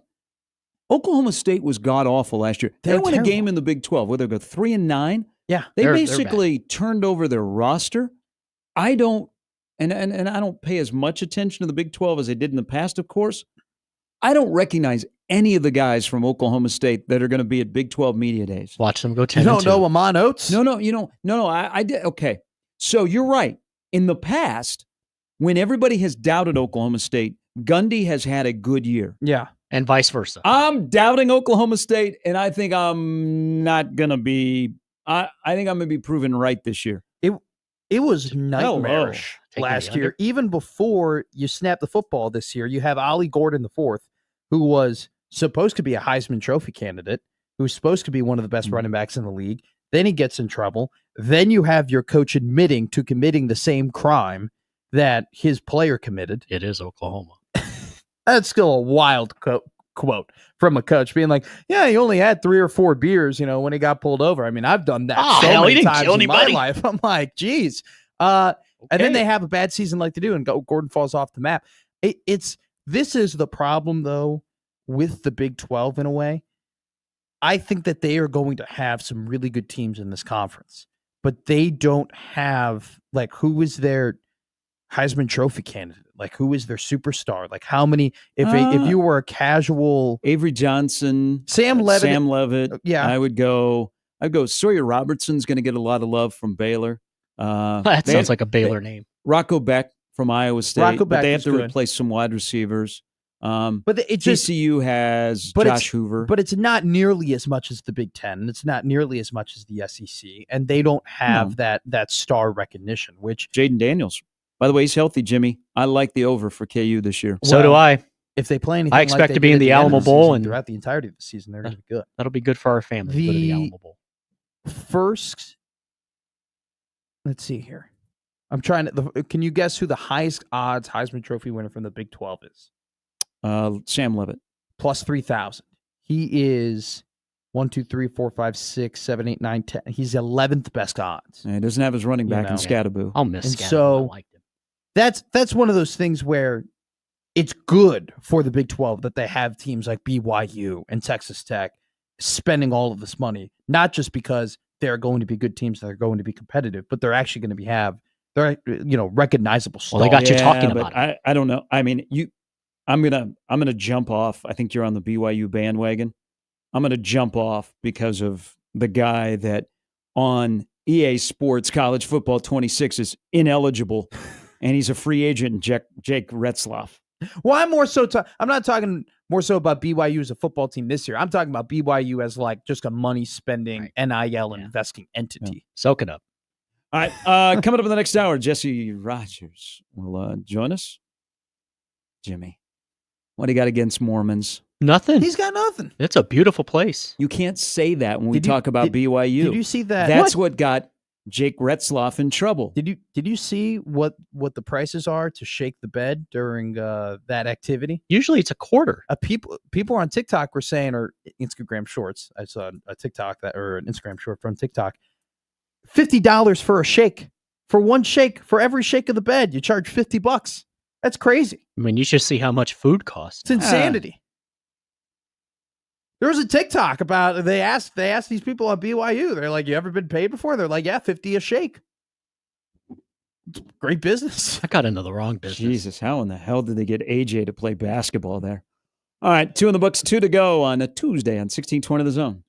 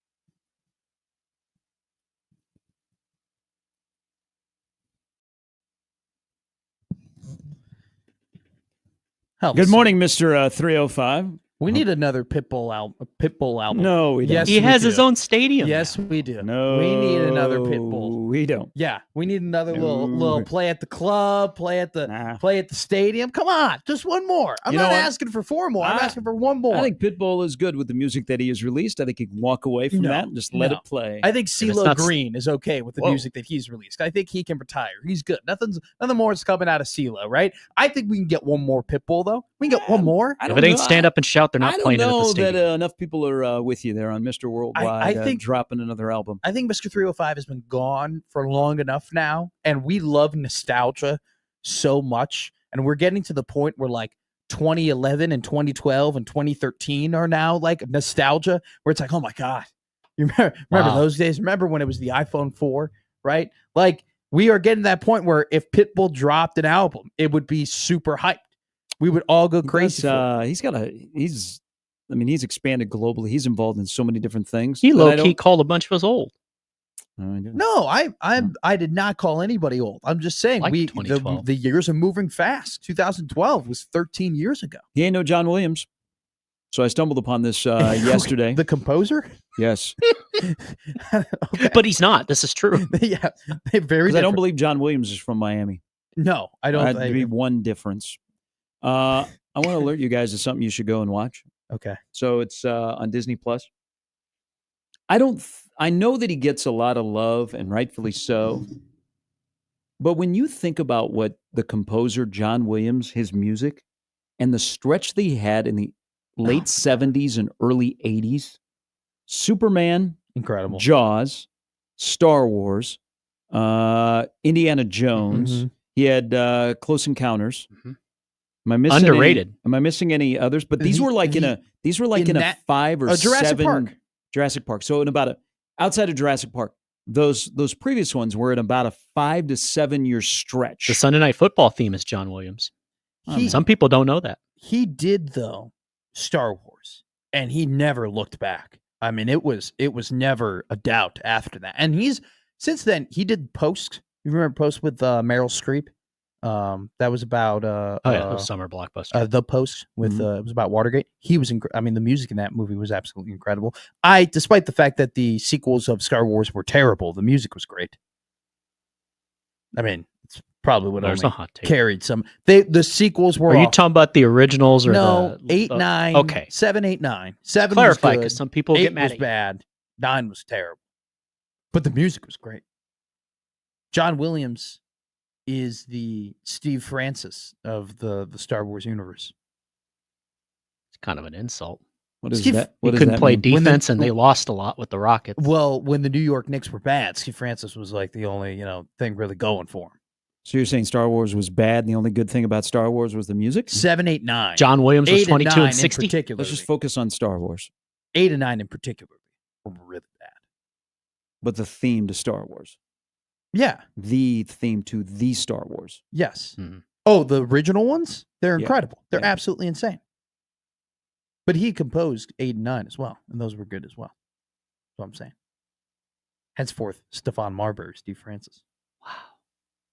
A lot of 60 lost teams. Okay, yeah, He- yeah. I don't that was- think I. but that might Put was- up not- points, That couldn't might stop. not be the comp play you're looking for. The comp play I'm looking for is that Man, he's a real 8 Cleveland Browns is- type of guy. Exactly. He's Joe Thomas. That's what the 8 and 9 were Okay. so bad. I want to give you crap, but I respect the They hell were out of Joe Thomas. They were so bad, but he was, and his music was the one shining light of those two movies, where he was the empty calories guy on the bad team that made him watchable. Hell, I've been watching Bulls basketball for the last 6 years. There's a lot of John Williams on Also that did team. the Olympics, correct? Sean? E.T. Yeah. There's a lot. No, I'm just saying in those particular movies. He did Home Alone too, right? Did he? The soundtrack to Home Alone. Maybe. Let me. I mean, but the stretch in the late 70s, the early 80s Oh, yeah. was just like Uncomparable. unbelievable. Insane. Yeah. Greatest of Oh. all time. Him and Hans Zimmer. Both great composers. Yeah. Hans And by the Zimmer, pretty way, damn good. It's a good call. don't ask me to name any more composers for movies other Yep, than the Home Hans- Alone films. Hans Zimmer and John Williams. Okay. How about I ask you this? 'Kay. What do you guys think is the oh, people are killing Mike Gundy today. his picture on as a coach in Madden 26 is absolutely incredible. Absolutely awesome. Um, His hair is terrible. what do you think of Rule? Like they did, the Rule one is different, but it still doesn't look like him. His face doesn't look like him. He's a program builder, according to my college video game. All of his perks are on the defensive side of the ball. Yeah. Every single one of them, which I want to call BS. He should have a couple of recruiting perks for offense, in particularly wide receiver and quarterback. If EA knew what they were doing, he would have a couple unlocked quarterback recruiting perks and wide receiver recruiting perks. He might have a running back recruit perk because Booth has a better speed rating than Dylan. What the hell are we doing with Cam Lenhart, by the way, who's 77, and then Willis McGahee, he's a 71, which, by the way, if you play as Nebraska a lot, you got to make sure that you go in your settings and set up the defense in a certain way, because I love Dylan Parrott, okay? No offense to Dylan. I'd rather have Cam starting on my 3-3-5 as opposed to Mr. Parrott. No offense. Sierra Wright and Dane Key are the two highest rated players. Checks out. And then Marcus Watson Trent, Emmett Johnson, and then Dylan. I had no problem with like the first 20 guys on the list in terms of like, all right, this kind of all checks out. But then we started getting to like the bottom of it, and you could kind of tell they just started throwing numbers on players in a certain way. Like Vincent Shaver should not be rated 71. That is wild. Wild. Well, and then has there been an explanation? I noticed because I was looking at the wide receivers, Mills and Mosey are not in this game. Is there a reason why? You know what? I do not know. I really don't know why you would say no to it unless you thought maybe you could get a better deal, or maybe you have other deals that might be like you can't be in the game for whatever reason. I don't know the explanation for that, though. But my question is, well, everybody is playing the video game, and some of you are going to be holdouts, and God bless you, you are true Americans that would rather wait in line. There's nothing like waiting in line for tickets, waiting in line for Black Friday, waiting in line for a video game release, waiting in line to go to a movie. We don't want to wait in line anymore. No, that we don't. That formed a lot of us when you have to wait in line for movie tickets. You just can't go online to Ticketmaster. You got to go to the box office. So you camp out. You get there like the night before, and you stay all night so that you're number one or number two. There's no such thing as a queue. We miss that. It hardens you up. But now you just do it on your phone. And those people that still, you know what, I'm going to camp out, they're the ones that get screwed. I go to restaurants now where they have people working there, and they require me to order on the tablet. Like, I can't go and talk to a person anymore and be like, "Hi, I would like this chicken ciabatta sandwich with a tomato soup on the side." You just go and you do the ding, ding, ding, ding, ding. This is why we're losing communication in society. I'm okay with this. Best job in college football, and I'm not talking a coach. Best job in college football that is not the head coach.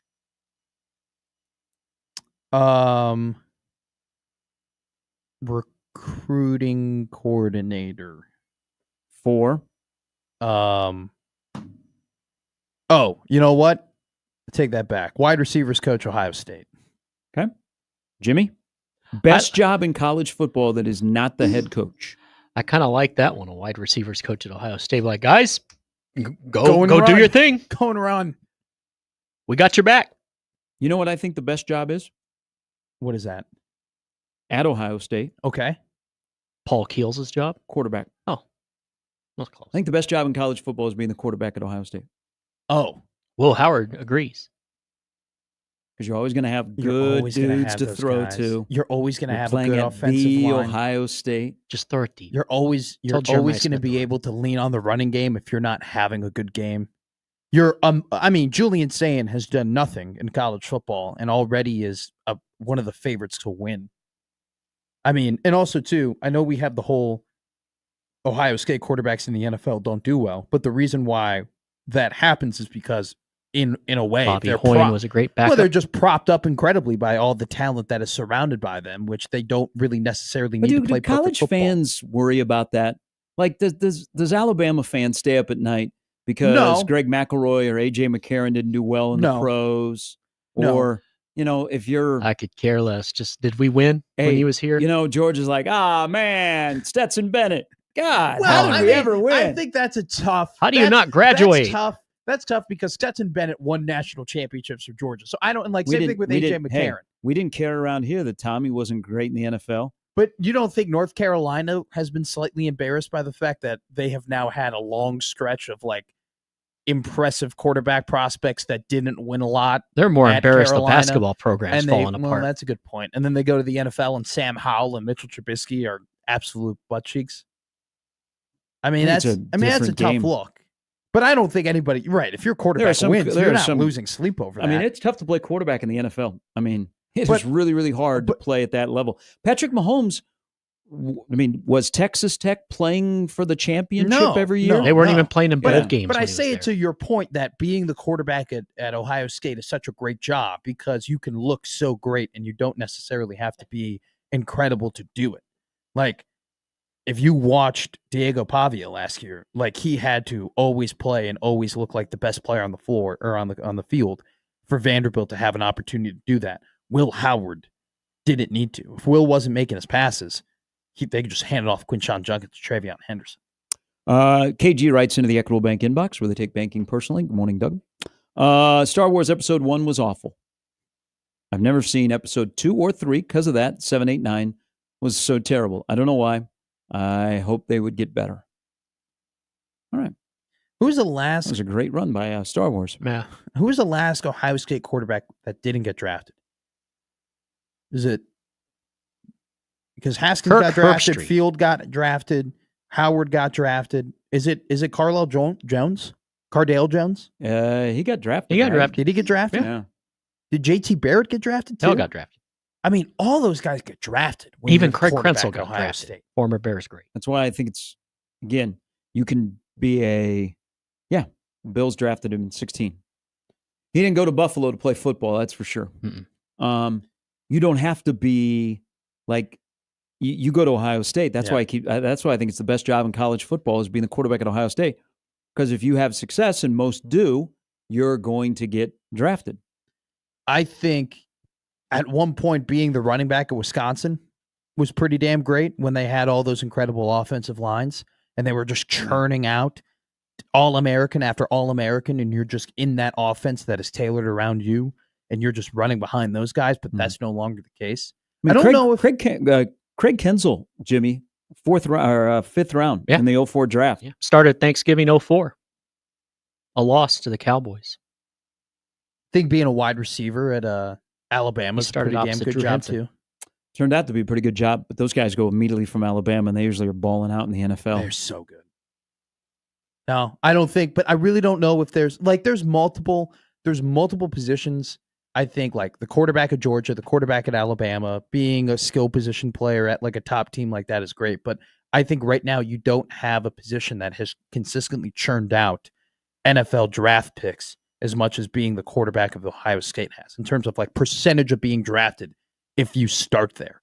Like I think the only thing that I can compare that to is like being a guard at Notre Dame or being a tight end, at Iowa. Mm-hmm. In terms of those are the like if you're the starter, you're going to play at the next level.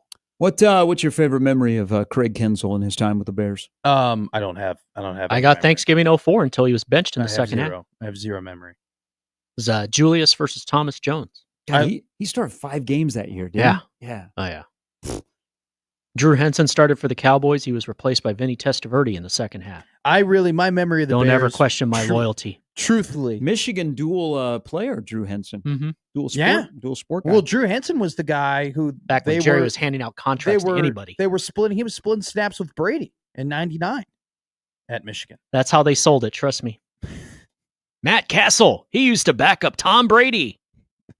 Matt Castle did win a lot of games that one season. Brady tore his ACL. I'm back on. I'm okay with Brady because he's given some advice to my quarterback. Go out with as many Win. supermodels as you possibly can. Get My rid of the brother. quarterback is married with a family. And He I- bought her some things in the There are offseason. there- To, Yeah, I saw that. There are people on Twitter. hey, what? Jewelry? sometimes when you have multiple kids, I mean, No, man. If you got them, smoke them. I believe it's a tax write-off too. This should be. I'm very sure. Yeah, Missouri. I mean, they've really, for all their negatives, they've done some good Mahomes things there. LLC. I believe it's a tax write-off. They're looking through the Kansas City Royals payroll. People say, Why do we have so much silicone? I mean, it's just like property tax, right? Hey, what enhancements did you do to your house? Mhm. You get taxed a Yeah. little bit more. Some people add gutters. Some people add something else. It's no different than getting a roof. I mean, Hmm. you gotta think about that. Mhm. Your quarterback did look a little bit skinnier in his They conversation. had a Yeah, great you know offseason. what? He You know actually, I'm not Hey, trying to play into the you- he looks the part you deal, know but what? he did look Here's skinnier. the deal. I like his hair. Here is the deal. His hair is great. Thank God that the quarterback in Nebraska and the quarterback currently in Kansas City do not look alike right now. They do not look alike. They're in cahoots. Yeah, Smart but moves. when Thank you. Thank you. But when they put the Because I helmet have on, not had that storyline yet. you know when they put no. when they put 'Cause the I- helmet on, they No, look very no. similar. You know what? I saw Dylan run. So I saw Dylan doing some summer activities, Okay. and he Getting ran, his steps in. and he ran. All right. He didn't have the little pitter patter. Oh, He kind of ran normal. his stride is actually like not hitched. And I only noticed it because Like a damn velociraptor. it was different. Now, I'm not here to say like he's fast or anything, but he didn't have the pitter patter He's that not- Mahomes has. he's So I'm like, oh, okay. well, Mahomes doesn't run with And an they had to- arched back. Mahomes like actually kind of I- like tucks I- forward and runs. I know. You know what? I think the national media have been fair to Dylan, and they have not brought up what's in Kansas City as much. Thank you. The national media, yeah, until Jack Collinsworth just says a lie on the NBC broadcast. Here's a guy. I don't listen Here's to a Jack's guy comment. who wears number 15 because of Patrick Mahomes, even though he said in a press conference that he wears it for Tim Tebow. I And think Jeff Hostel. you know what? Here, so like we take our cracks at national media. Like Ari Wasserman is still, he's still bruised from the beating he got from Nebraska fans. Sure. I don't think I can squabble with anything nationally like ranking of Dylan, where Nebraska is ranked, anything that's really been said much about Nebraska. Now, I'm not going to go all Matt Rule on a tweet for you, but I don't really have a problem with what the national media have placed Nebraska in polls or Dylan this offseason. I think most of them have been pretty accurate. Like nothing glaring where you're like, oh, that's egregious. I think national media have been fair to Nebraska in their projections for this upcoming season, but and in particular the quarterback. I do think though with Dylan, Like I don't squabble about Phil Steele. no, I mean, Nebraska has only 3 All Big Ten guys in his 4 teams. It's fair. It's a start. I mean, there's some of the best guys. You have no idea how they're going to play at Nebraska because they've never been here before. So I don't have a squabble with that. Squabble. The thing though It's a with good song by Kendrick Lamar. Does not get played enough. Okay. Dylan played last year to the point where it wasn't Dante Moore and you had to pull the plug and you're like, you can't play him anymore. But he also didn't play where it's like a no doubt guarantee that he's going to be a superstar and he's going to be an incredible player. Like when we talk about players, like he showed flashes. Yeah. Dylan truthfully is the definition of that. There were major flashes of when he could scramble against Ohio State and when he threw some really his arm was very obvious that this guy has a beautiful arm and a strong arm. Yeah. And when he got the ball out quick, you're like, whoa, like it's there.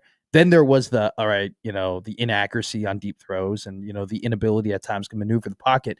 He showed enough Taking to sacks. he showed enough to keep faith, but not enough to double down and say, Yeah. oh my God, he's going to be great. I don't have really a beef with where I've seen a lot of him on lists. Nebraska's in the middle. Dylan's kind of upper middle.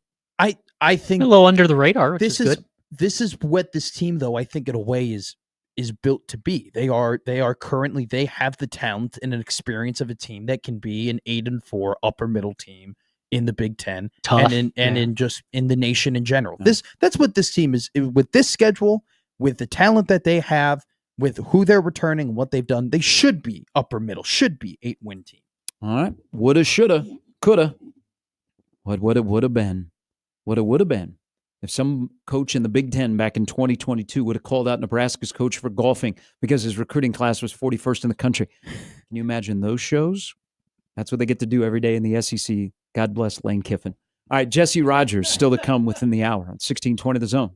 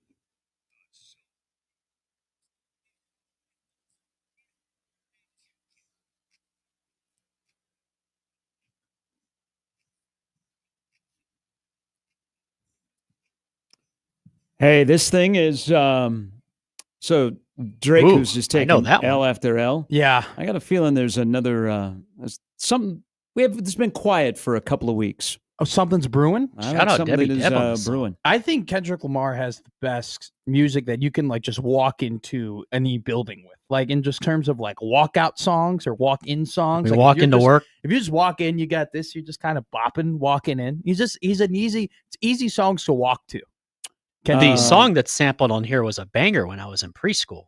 Oh yeah, they used to dance to that back in the day. Speaking of walking, Bryce Matthews has walked 50 times.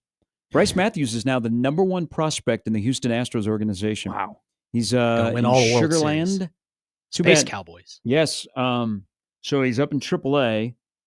He is hitting right now 280, 10 homers, 39 RBIs. He is the number one prospect in the Astros organization. Darn, just keep getting richer. And I was richer, about to say, kicking everybody's I mean, they ass. are what they did One to the after the Dodgers other. over the weekend was nothing short of incredible. And they have It now, was assault, and it was beautiful. they have now And Oral officially Hershiser is still bitching about it.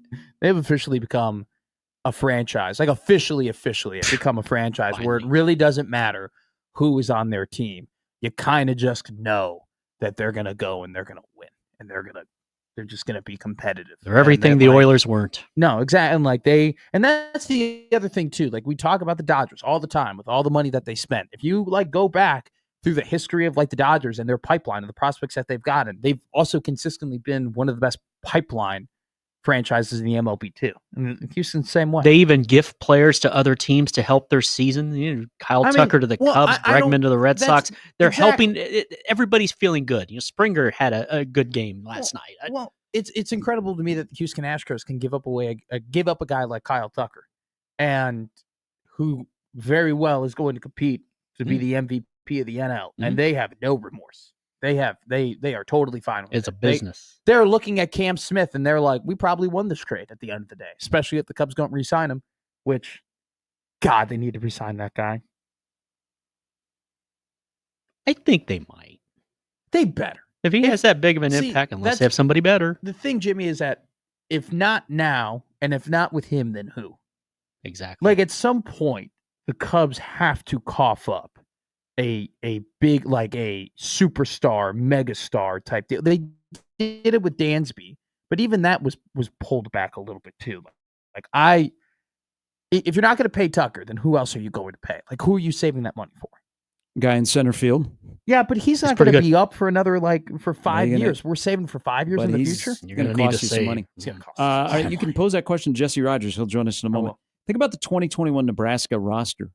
Okay. Schwellenbach is already in the majors. Cade Povich is already in the majors.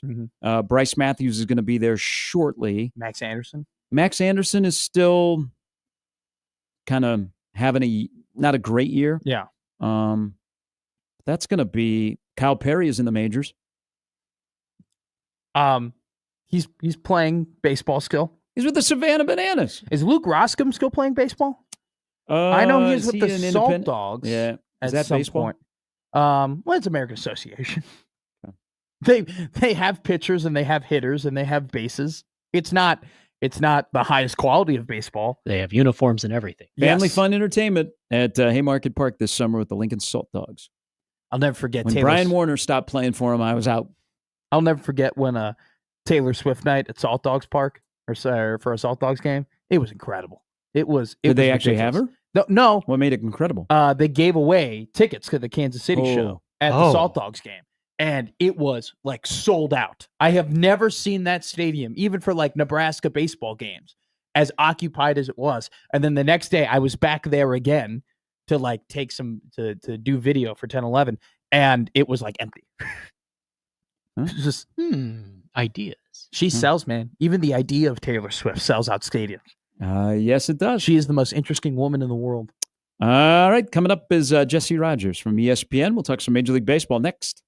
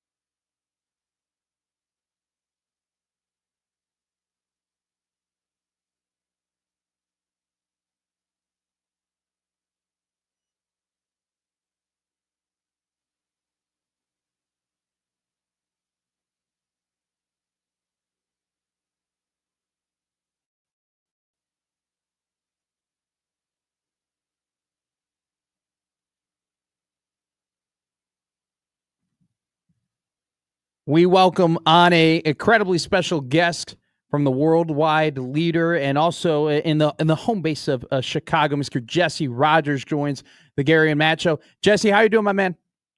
Doing well. Good to be with you guys. Good to be. Hey, were you there on Sunday night at Wrigley? Yes, I was. Yep. How god awful was it in the 7th inning? Well, I think she played to the camera instead of the crowd. That was her first problem. I'm not sure if she understood the job at hand to sing the 7th inning stretch. You're supposed to be playing to the crowd, not the TV audience necessarily. I mean, the dancers in the background, it went south fast. I'm not sure she tried to sing it in her best voice. I don't know, but that didn't help either. So yeah, I at first I was like, okay. And then I heard the boos. I'm like, oh yeah, this is going south. So, swing and a miss. In your vast experience, have you ever heard anyone try and remix the 7th inning stretch and be successful? No, I guess not. And like I said, I've never seen anyone sort of play to the camera more than the crowd. That was unusual. And yeah, I mean, I've heard some bad ones. Mike Ditka was awful. There's been some other ones, but that was just different bad. You know what I mean? It was weird, and it's getting a lot of backlash, but it is what it is. All right, you for the next 24 days, we'll be asked this every day because of your knowledge of the Cubs and being in Chicago, and you're around the Cubs more than anything. Play the role of Jed Hoyer along with his manager, and then you got to look at the banker, Mr. Ricketts. Starting pitching, there's going to be teams that are going to overpay. What do you think the Cubs realistically will do between now and the end of the month? I do think they'll take a couple big swings in the for their staff. I do. I think they feel like they have a shot at something special in October. I think actually, you have to fortify to get there, but they're a team that looks at the odds like anybody would. But I think they're more inclined to be analytical about it than some teams, and they have a 96 or 97% chance of making the playoffs right now. The moves they make will certainly be to help them get there, but I also think they're going to take a big swing to help them in the playoffs, which is a different animal. I've talked to both Carter Hawkins, the GM, and Jed Hoyer this week, and they've used sort of the dual track analogy, meaning you need starting pitching in the regular season, you need bullpens in the postseason. The Cubs need help in both areas. So I think they'll take some big swings for starting pitching, which certainly could help in the playoffs as well. But I think they'll take a big swing for a reliever to shorten the game in October. So I think it's as much about improving for October as it is getting there, though you need some depth in case of injuries because you can't make moves in August and September. So I think the moves are on the mound, and I think they're going to try for some big ones. When we entered the season, I think the conversation was, well, the NL is going to be a bloodbath and the AL is pretty wide open. And we're through about 90 games. And I don't think that belief has really changed. I still think we're kind of in the same spot. Is there anything through the first 90 games of the year that you have personally been taken aback by? I mean, other than the usual pitching injuries, Corbin Burns and guys like that going down, I would say I think you're right. I mean, I think we were all right. The NL is better than the AL. See the Rangers flounder like they have. They were really committed to returning to glory. That's been a little bit surprising. The Diamondbacks bullpen has been surprising. I could give you, sort of specifics. The AL Central after the Tigers. Sure. Has been pretty bad. The Tigers themselves have been surprising that how good they are. The Cubs offense has been surprising how good they are. That's historically good offense right now. The Yankees kind of reverting back to being the Yankees, just all slug and not much else going on there. So we could pick it apart, but yeah, sure. I mean, there's been surprises. I'm trying to think of the one thing that stood out. I guess the Tigers being the best team in baseball stands out more than anything. I suppose I shouldn't look past the obvious, but that's pretty shocking considering they snuck into the wild card last year. So they did have that push late in the American League Central last year, and they picked it right up. Last night they started the series with the Rays, Jesse, and now they're 24 games over 500. We're talking about the Detroit Tigers. Maybe they are the story of the year because I watched Casey Mize and I'm like, where has this guy been in his career? He's having a breakout season. And then, of course, we're all watching the guy that's going to the All-Star game like we all predicted in the preseason to play center field, and that's Javier Baez. I mean, what makes them? And it's not just Skubal. I mean, they got Trace Sweeney, who is, what is he doing? Homering against a fastball, which he never has before. What is it about this team that they might be the most dangerous team in baseball? Yeah, the culture there is pretty good. I had a GM told me a couple of years ago that was a sweet gig to have. Like, it was a sleeping giant gig. That is a baseball town. People will come out. The owner will spend, at least the dad did. I think the son will. They haven't signed huge guys yet, but we'll see if they augment it. But they may not need to, the way they're playing. Scott Harris, the guy in charge, is pretty sharp, young guy, and AJ Hinch is about as good as they come. So add it all up, including culture in there. I've been around that team a lot the last couple of years. They just have that little mojo, that thing that the good teams need. They have balance in the lineup. AJ Hinch knows how to use a whole roster, but it is built on that pitching staff. And Skubal, is the top is at the top of the mountain, and below him is pretty good as well. And their bullpen's good. Like, it's just a thing that came together maybe a little bit quicker than anyone could have imagined. The lineup is sneaky good now, where a couple of years ago that was a weakness. It's not one thing; it's a whole bunch of things. And I think AJ Hinch has a huge part of it. I think he's the AL Manager of the Year, maybe by a long shot at this point. So it's all those things combined that's really put the Tigers up where they are.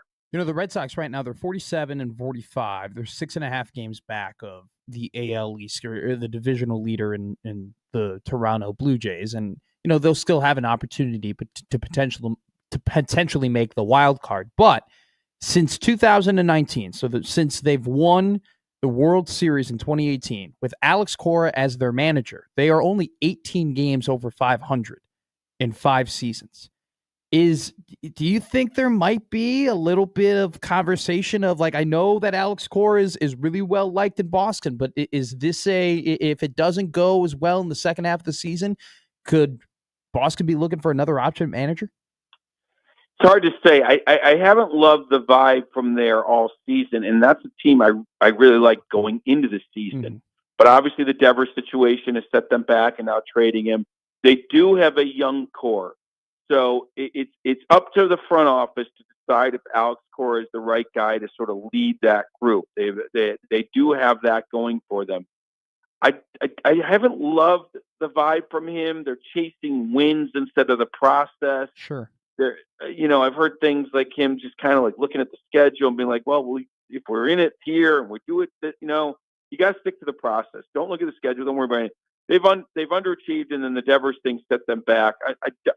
I don't like their chances the rest of the way. I just don't get the greatest vibe. So I think it's a legitimate question about Cora. There's a lot of teams that like to be 18 over 500 over a span of whatever years, but that's still not good enough in Boston. Mm-mm. So I imagine he's safe, but I don't think it's a lifetime contract. Like, maybe he'll be on the clock as soon as next year as this young group matures. But I think it's a legitimate question to ask. And, he didn't diffuse the Devers situation. That's partly what a manager needs to do, right?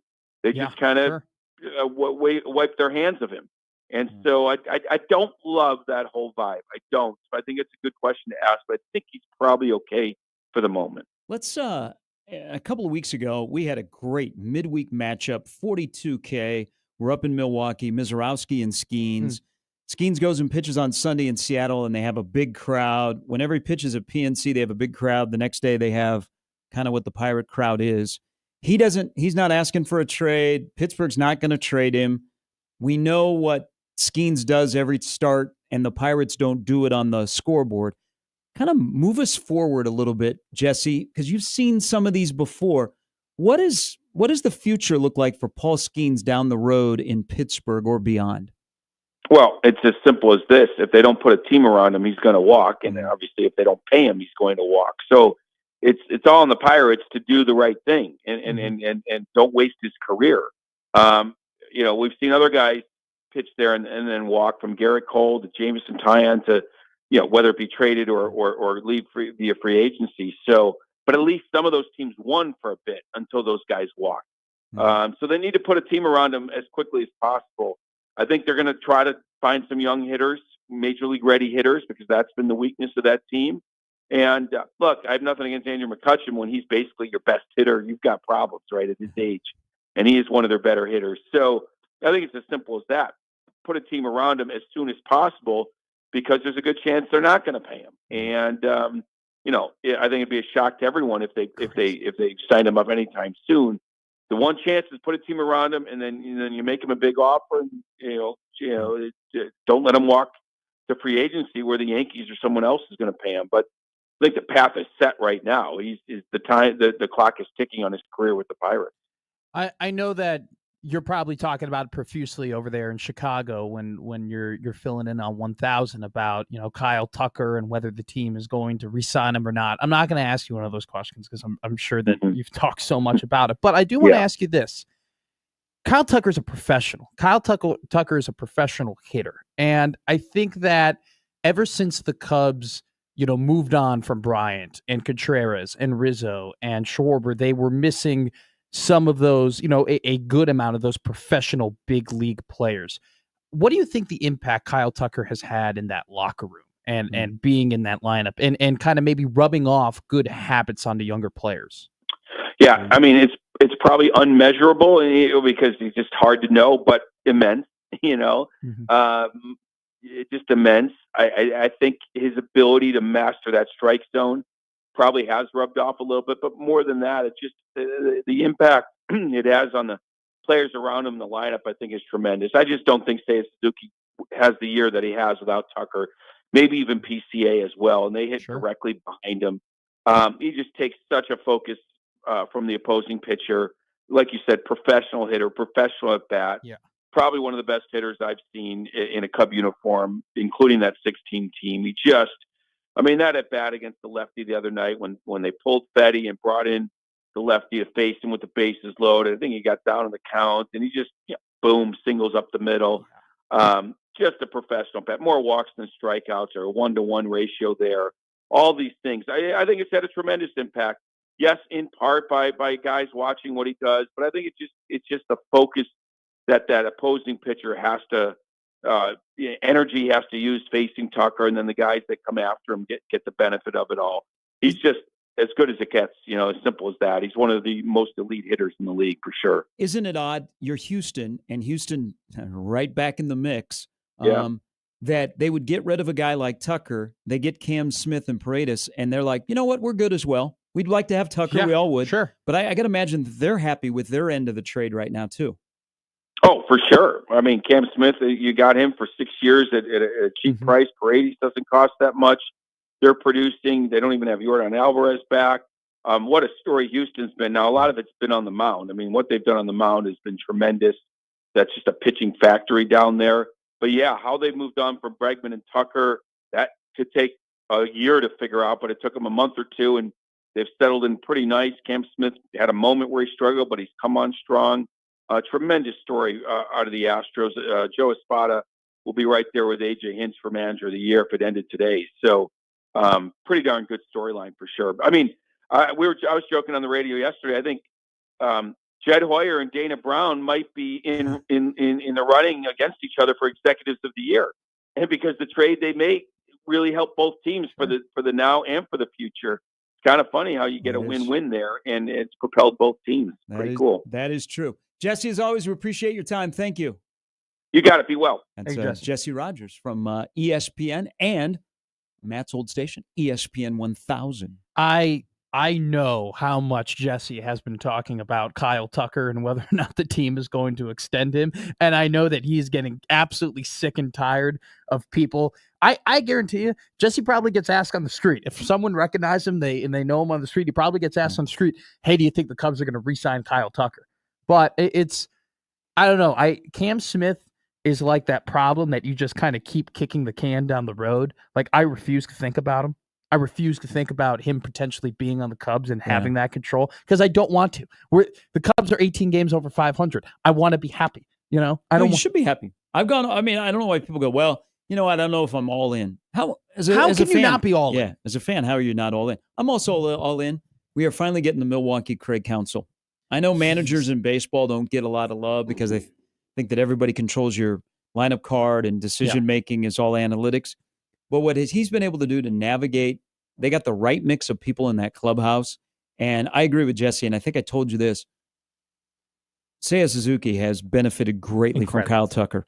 Being in the lineup, it's taken the pressure off of him. I think Craig Counsell's done a really good job this year. Now, I'd like him to allow Michael Busch to hit against lefties, but I think we've gotten the Milwaukee Brewer, Craig Counsell, that we paid a lot of money for. So I love it. This is crazy to say, but let's go. Twins Cubs tonight. They beat the Guardians 1-0 in extra innings, and he comes running out of the dugout, and he's running and he's smiling.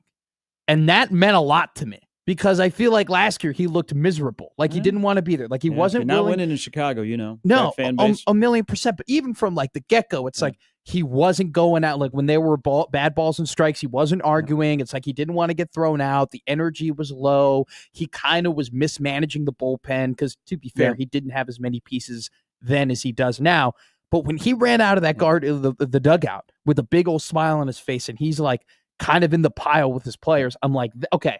That's the manager. That's who we need. That's who's going to help us win games. 2 quick things here before we go to the break. We got Brian Christopherson. So thank you, David, for the email. Because when we brought up guys off the 2021 Nebraska team that could be in the majors, I was a little bit mid on Max Anderson. Sure. And so thank you to David. So this is a conversation I had about a month plus. There was a Tiger Scout at Warner Park. And so I asked him about Max Anderson. He did not talk glowingly about him. Okay. So I looked this up. Thank you, David. Because I had not looked at his stats in a while. I was just going off with this Tiger Scout who had just seen him. Had said he's hitting 342, 11 homers, 52 RBIs at AA. Now, David is right. The problem is not sure what position he'll play. But he could be a trade piece. I was about if the to say. Tigers are looking to upgrade their roster, I wonder if they would throw in a guy like Max Anderson to get a little bit more. But 342, 11 homers, 52 RBIs. That's going to be a nice little haul off the 21 Nebraska team that's going to make the majors. I mean, it could be 5 different players on that roster. I mean, that's Big Ten team. That's pretty damn impressive. To just get 5 draft picks off of some Big Ten teams, you're like, oh, damn, that's pretty damn good. To have all of them be able to run through and to navigate their way through for triple or just minor league ball is insane. Also, the Big East. You're a big fan of Flow Sports? Yep.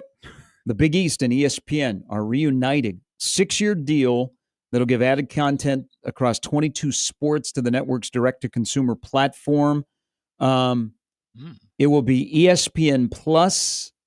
It does not. I'm not buying Flow Sports.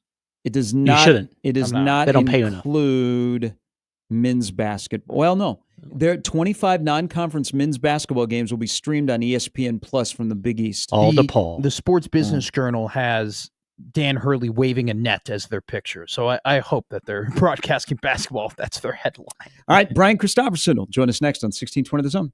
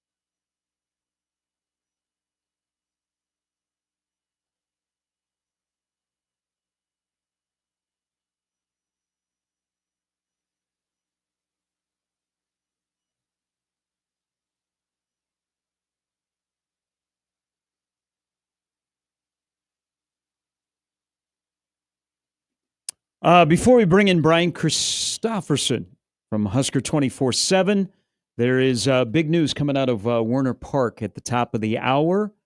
It does not involve the Storm Chasers, does not involve the ballpark, but if you are a fan of Union Omaha, you have just lost your head coach. Oh, wait, we had him on one time. Dominic Casiato, Liked him. who has only been here for a couple of years, has been highly successful, is being promoted. The Union Omaha is transferring his contract to the Tampa Bay Rowdies. Sources tell me. Gee. So that will be coming out here in a little bit. Boy, way to get the scoop. Yeah. Good morning, buddy. So in the soccer world, that's a big deal. The Tampa Bay Rowdies are just a level above Union Omaha. Okay. And so Dom and his wife, fantastic people. Sure. They've loved living here. That's a huge promotion for him. Smack dab in the middle of the season. So Union Omaha is looking for a head coach. I've watched Ted Lasso, Marty. I was about to say. I've watched Ted Lasso. My hands in the air. Head coach Gary Sharp. Assistant coach Matt McMaster. Let's welcome in soccer aficionado Brian Christopherson from Husker 24/7, back from the lake. Good morning. Good morning. I did play high school soccer at Omaha That's North, great. so I could be an assistant coach. I was perhaps. about to say, you're hired. All right. We have a really good staff here. Hey, where does Omaha North play their home soccer matches? On the football field there on campus, or did you have to go to Northwest? We played at Dodge Park, Oh, sort of by the airport.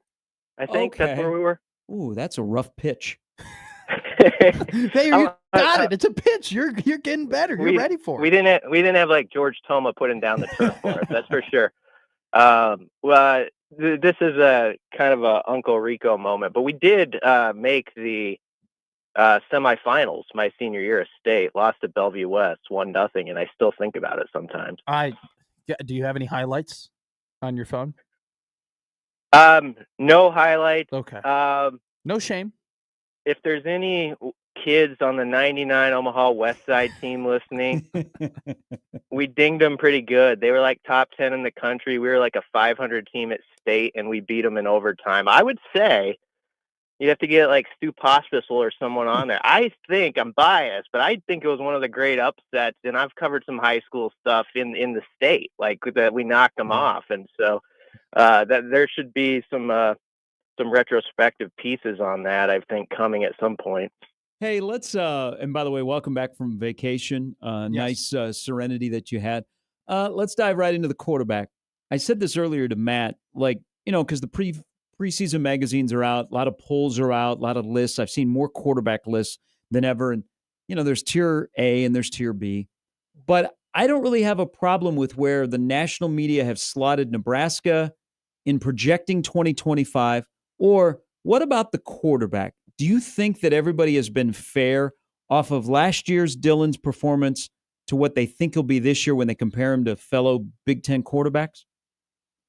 Yeah, I think they mostly have been fair. I do think the grumblings, which are also a fair argument in court, are sort of like some of the rankings will have like Lagway, like top 5 or something, and Manning, obviously, I understand it, but like there's certain guys who get the benefit of the doubt with actually less snaps than Raiola had, and maybe some of the same inconsistencies or unproven traits at this point. And so I think when that discussion pops up, that's the one thing around here people kind of point to. It's like, why does that guy get to be 6th on the list and Raiola's hanging out at 15th or whatever? But all in all, that's about right. I mean, from what we saw, I heard your segment talking about it, and I think he was that guy who he put on display in moments like how good he can be. He obviously had the rough October.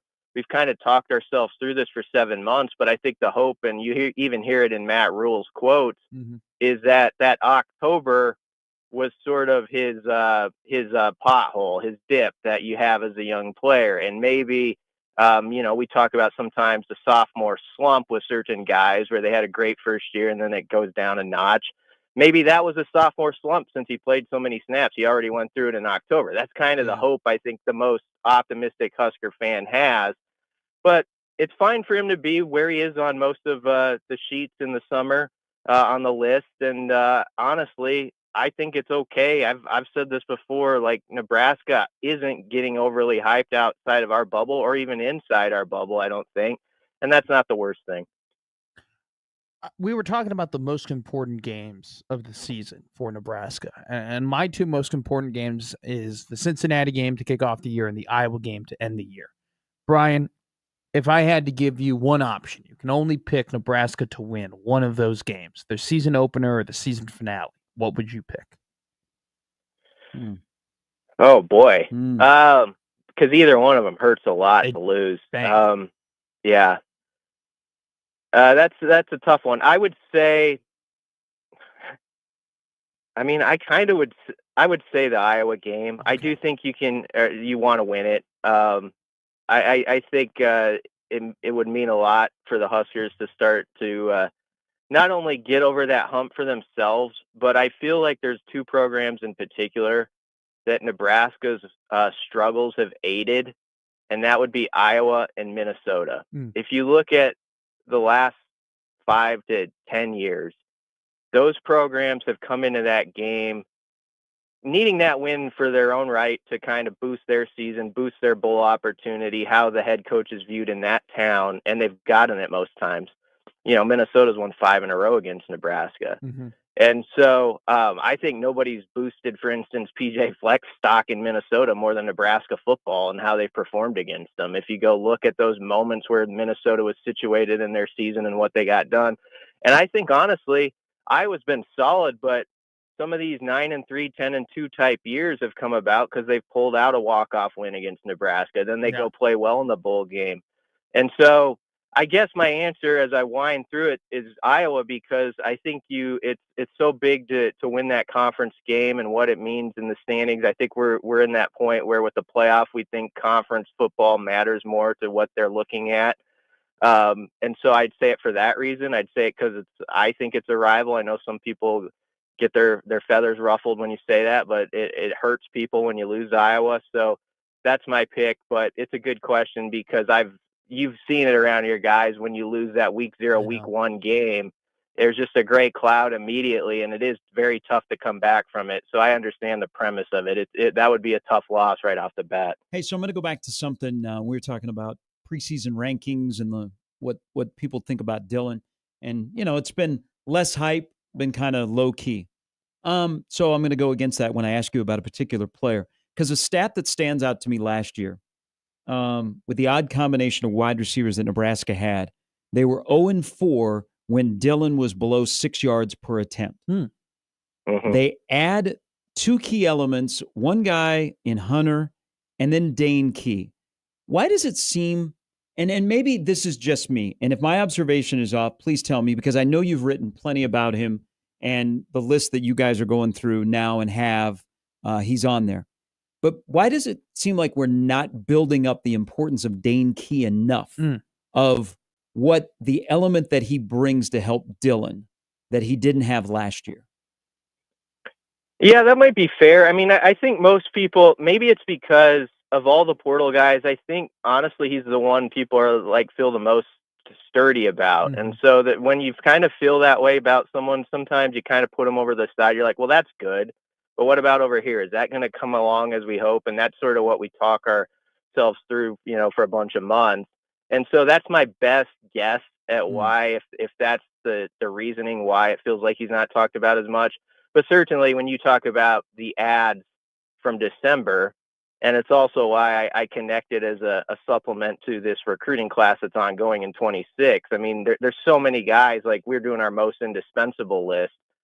We haven't gotten to Dane Key yet. He's pretty high up there. Yeah. So we value him pretty high. And then I was looking at who we have 20 through 11 on our indispensable list. We're just at 15 right now of what's been printed. But 5 of those guys, 20 through 11 on our list, are guys who came from that December portal class.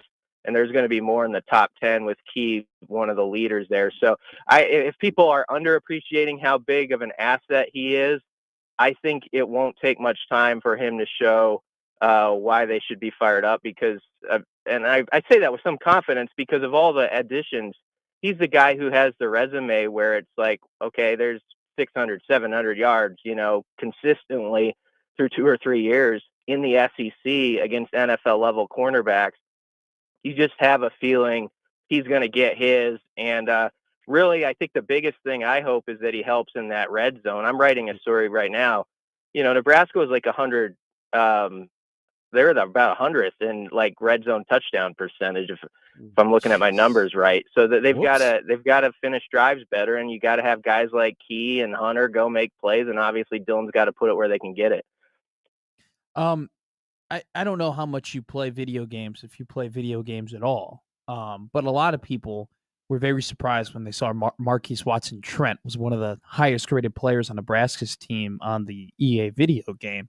And I think that's another guy similar to Key that we necessarily haven't had a whole lot of hype or haven't talked about as much about, because he's very different from anybody else that Matt Rule has brought into the program, considering the fact he doesn't have those top-notch measurables, but he's a production machine at his last stop at Georgia Southern.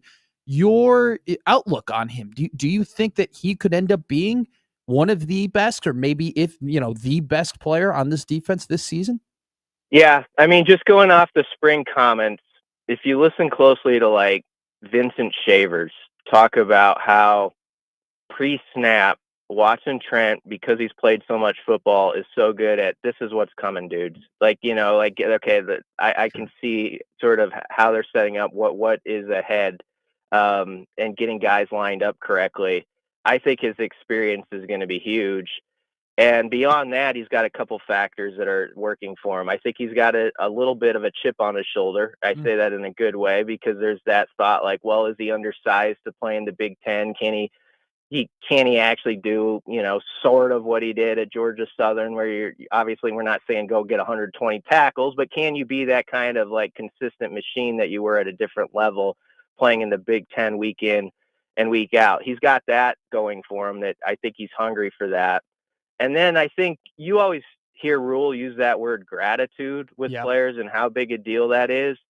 And he was one of the first players when he brought that up in this offseason that he mentioned as having that, like when he was on his visit. And there's a guy who, I'm sounding like a Collinsworth now. There's a guy in Watson-Trent who, when he got to the facilities and he sees all this stuff and you get all these meals per week and that's what the training table looks like and all that, it's like, man, compare that with where he was, not to knock it, but everything's just set up for you. Like, how can I not appreciate just waking up each day and being part of this program and making the most of all these resources that are in front of me?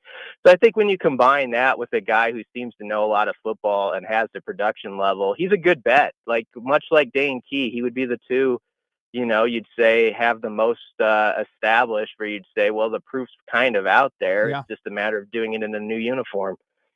Hey, you've piqued my interest, and I can't wait to read on Husker 24/7. So when you're talking about the red zone, and last year an Achilles heel for Nebraska was they couldn't score touchdowns. So we just talked about Key and Dylan's development. How much of what you're writing about has a Dana element to it because of his offensive identity in being more productive in the red zone? Well, there's some of that. I mean, I'm kind of going through the numbers through the last 5 years and what they've been. And so this year, or last year, their touchdown percentage, I'm looking at my sheet if it's right in front of me, 54.7%. And that was 103rd. So, sometimes when you see a red zone stat in your weekly updates, it'll be based off of, did they score? Like, if they got a field goal out of it. I always look at touchdown percentage, and I think more coaches are into that too. It's like, could you actually punch it in and get 6? Nebraska was not very good at that last year. They left a lot on the table. You can go back to certain games, and I'm going to highlight a couple of them, like the USC game. Think of the third quarter. I know they might have got screwed on a couple, could have been PI calls. In fact, at least one of them should have been. That would have given you first and goal on the 1 yard line. So I always have trouble sort of getting past those nuances, because it's hard to be critical when you're like, well, they would have scored if the official did his job right. But the bottom line is they only got 6 points on 2 very promising drives. And I have to think someone like Dana Holgerson, and the way he's an offensive guru, you go through that over and over again, like what could have been a little different. You go through that with your quarterback. where could have we found the plays that we didn't in that type of game, and it flips that. And then there's games on the defensive side of the ball. I'm not just talking about the offense. The defense was 51st in red zone D on touchdown percentage, and that's okay. It's not amazing. So they have room to go too. You think of, they had a chance to stop Illinois in the second half of that game on a big possession, and Illinois ends up scoring inside the 10. I think it was even on a fourth down play. And so, you take those one or two plays, and you take maybe one or two players who can make those plays for you, whether it's a Dane Key on offense, whether it's a Watson Trent, in his mind before a play, figuring something out on defense. That's the difference. We talk all season about what can make 7 wins go to 8 or 9 or 9 go to 10. It's those one or two plays. And so that's, I guess, where I'm heading with it. And then I'm trying to lay out who can change the game for Nebraska there. And it's some of the obvious names. It's Key, it's Hunter. And I think a guy we could be sleeping on in the red zone is Barney. He didn't catch a touchdown pass last year, but I think he can do some work across the middle. So when you're in that 10 to 15 yard range out, he'd be a tough cover for a linebacker if you can get the matchups you want, where you're stressing a defense where you got 3 or 4 weapons to throw to. That's where a guy like Barney or those tight ends, I think, can really do some work too, possibly. Can we say this out loud again? Ja'Cory Barney caught 55 passes last year and did not score a touchdown receiving. He scored 3 touchdowns on 10 carries running the football. That is wild. Yeah, it is. And he's such a, even when you just watch one-on-ones and stuff, he's such a tough matchup with, and actually Dane Key brought it up in the spring. He mentioned Barney unsolicited, where he's the way that guy moves his hips and just he can shift is impressive. It caught the seniors' attention right away. And that's been kind of in my mind as I think about, not necessarily when you're on the 5 yard line, although we've seen smaller receivers. I'm a Vikings guy. Stephon Diggs has made a living just breaking people down inside the 5-10 yard line, even though he's not the biggest receiver. So you don't always have to be the guy who boxes someone out. If you're a great route runner and you've got the shiftiness that Barney does, I just think there's a lot more out there for him when you get down into crunch time. Let's put it in there territory, and we'll see if that can happen. You talk about red zone targets. Dane Key is 6'3". Isaiah Hunter is 6'2", but they combined last year together for 7 touchdowns. So neither of them have really shown the ability of, hey, we got 10 yards to go. We're looking right at you. We got one route. We're throwing it to you. Let me throw something out here for you, and maybe you could tell me to pump the brakes, but could Heinrich Haarberg be a red zone specialist for this team with his height, with his weight, with his speed, whether it be in the backfield or tight end? Yeah, he absolutely could be. He's one of the guys I'm most curious about on the roster, because I've been hesitant this offseason to say he's going to be just a top 10 player on this team, just jumping into a new position. But the door is open, at least in my mind, for that to happen. Because I think he does have that athletic skill set where he can run 22, 23 miles an hour when they put the GPS on him. He's one of the faster guys, especially with his size. I think he can box some people out, and you could just do a lot of different things with him and his versatility. So that's going to be a sidebar to this to me, is which of the tight ends sort of emerges. Because I think there's some that think it's definitely going to be Haarberg who leads the way in receiving, and that could be. But I'm not sleeping on, you guys know that I'm big on Lyndon Meyer. I just think there's a lot more to his game than we've seen. He's coming up on our list, and I think he's one of the most trustworthy guys on this roster, especially blocking. But I think we're about to see a lot more from him as a receiver. So to your question, I'm really curious when you think of him, Haarberg, where's Carter Nelson like? How much does he pop into the equation? Can Markway get out there at all by the time we get to this season? Tight end is fascinating because there's guys with a lot of promise, but it's not quite yet on tape where it's been shown. So that's what's interesting about it. All right, now the toughest question we're going to ask you in this interview, now that you're back from vacation. How many fish did you catch? I didn't do a lot of fishing. We had a lot of trees down up in our area. So I was, you can picture me out there with the chainsaw getting after it. That's That's what people probably think of with the chainsaw and wheelbarrow. I did go fishing like 3 times. So last night we lit it up though. I made up for lost time. I actually didn't get my license this year, so hopefully nobody from the Minnesota commission's listening in. But we didn't keep any of them, so don't come knocking at my door. But yeah, I caught like a dozen the last night, so that was a good send off. How big were the walleye? Yeah, what were you on? Didn't catch any walleye. And if you do catch a walleye up there, you don't say it. You never say that. If you go into like a bait store and you mention you caught a couple of walleye, there'll be like 25 friggin' boats on your lake the next day that don't belong there, and you don't need that. So we catch walleye like once in a while, not as much as they want, but that is like the golden fish up there. Like everybody talks about it like tastes so much better and all that. I don't actually think it does. It's okay. It's a little better, but it's not worth the hype. Hey, Brian, do you know where I've caught my biggest fish? Where at? Lake No Tell 'em. But that's good. Thank you. I'll be here all week. Good joke. Thank you. BC, that's a good middle-aged dad joke. Thank you. Yes, I'm trying. Hey, enjoy the next 2 days of watching the Big 12 Media Days from afar. All right, thanks, guys. I was actually happy with how that went. I had football in my brain near enough over the last week. I was like, oh boy, this is going to be rough. But you guys got me back going into the work cycle here, so thanks a lot. We appreciate it. Thank you. That's Brian Christopherson. Now, here's a guy that he's just grateful, man. I mean, Marquise Watson Trent, when he was at Georgia Southern, he was lucky if he got 3 shirts and a bowl of oatmeal. I mean, now he's at the University of Nebraska and he's whining and dining. This is a guy that he's going to have a big impact for this team, Mike. Let me just come on. One of my better ones. One of my better ones. Let me read you There's something. a little Gruden in that, but I liked it. In all of my impressions, there's a little Gruden. Not sure who you did the combo there. Now here's a guy. I'm good there. I'm gonna tell you what, man. Marquise Watson Trent, man. Good player, man. Dana Holgerson, 6 years as an FBS coordinator. The average national finish, 2nd in passing offense, 3rd in total offense, 6th in scoring. As a FBS coordinator, 20 All-Americans, 50 NFL draft picks. Whoa. 15 3,000-yard passing seasons, 6 4,000-yard passing seasons, 2 5,000-yard passing seasons.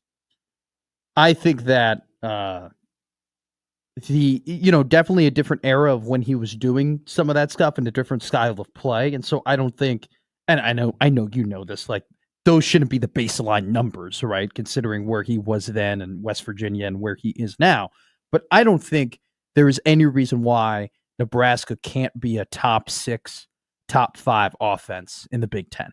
I don't see why there's any reason why that when any team plays in Nebraska, it's like, hey, we got to make sure that we get to 28 points before they do, or something like that. Like, I think this offense has all of the keys. You just have to put them all together. And the Dane keys, yes, and they are Isaiah hunting for more big victories this season. And I just think, look, we'll beat it like a dead horse, but it's true. If Dylan doesn't take the steps that he should take, this team is not going to have a good year. That's plain and simple. But I think that you don't think they can win 8 games if he is just similar to last year? No.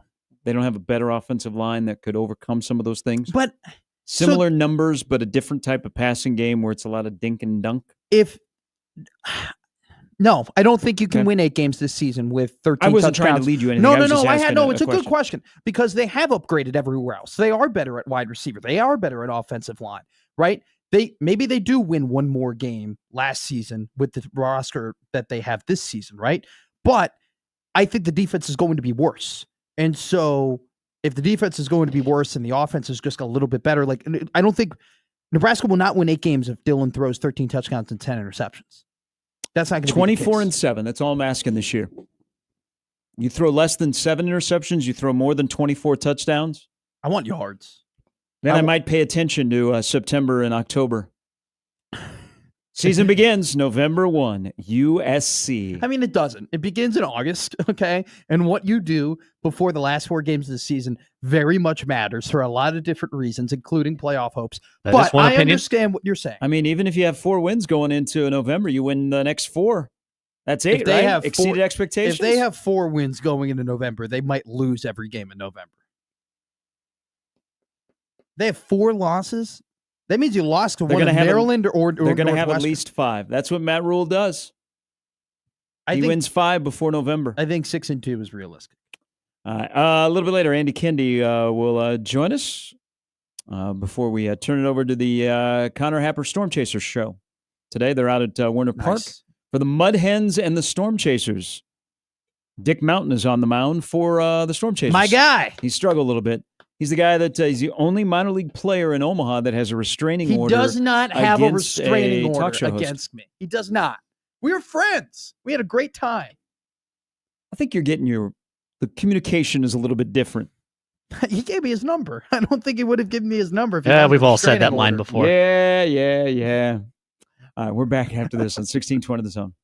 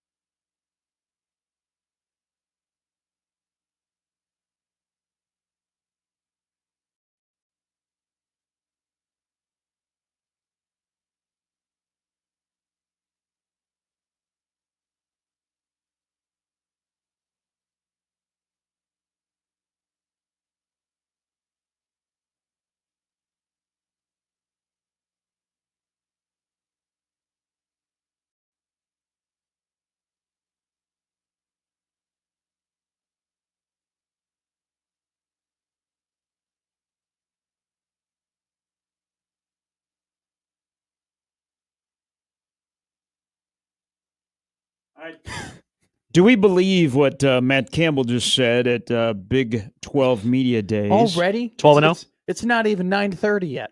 No, he has an interesting comment here. Okay, what did he say? So interesting. Like, By the way, Big I love 12 their over. The Big 12 Media Days. Love me some Matt Like, Campbell. Frost, Rich Rod, and Dion aren't the number one story. Matt Campbell Just said, good. I'd say probably our top 20 guys took a pay cut to come back to Iowa State. A lot of those guys had some really good opportunities. Good cost of living. Can we believe that? No, not one bit. No. Not at all. I think that if A handful, maybe. yeah, but- if you had the opportunity to get really good money to go to the Big Ten or the SEC, I mean, maybe I believe a couple of the guys, like you said, Jimmy, a handful of them, maybe are like, I got oh, bills I to like pay. I'd games. jump in a heartbeat. Everything. 20 though. You had 20 of them all stay. You said you like the over? I do. Because I don't think they've ever in their program's history they've notched back-to-back 10-plus win seasons. So, but their win total is not that high. And it's not that high. So their win total And they are is, Pop-Tart Bowl champions. Hey, now they got Rocco Beck is a good quarterback. Mm-hmm. They lost their top targets to the NFL, but they both were Sowell incredible. and Townsend are transfers. Defensively, Iowa State is really well coached. I don't care who's playing over there. They did lose some guys up front. They lost a couple guys in the secondary. Schedule is manageable. They got the early game against Iowa. That'll be big noon will be there. They had a rough year in terms of getting to the passer last year as well. And they were able to bring in some new guys in order to supplement that. But I think last year, like, they lost. I mean, they were riddled by injuries last season. I mean, they had 13 injuries to guys that they expected to be producers throughout the entirety of the year, and they still were able to get to the Big 12 championship game. Now, I will say this: I don't know if their program's history that they've had back-to-back 10-win seasons, but only once in Matt Campbell's tenure in Ames has he had back-to-back 8 or more win seasons. And so it'll be interesting to see if they can keep that trajectory going. But I love their quarterback. I think they bring a lot back on the defensive end. It'll really come down to week 1 of the season. I mean, if they can beat K-State to start the year, I mean, they will put themselves in a really good position heading into the rest of the non-con and then into the Big That 12. is so ridiculous. That game's in Dublin. That It's is one of the stupid. bigger games. That's stupid. 2 of your top 4 teams. Kansas State's either preseason 1 or preseason 2. Let's go Cyclones. Hey, Chris Kleiman, who I think if it's not LeVar Woods in Iowa City, it's Chris Kleiman.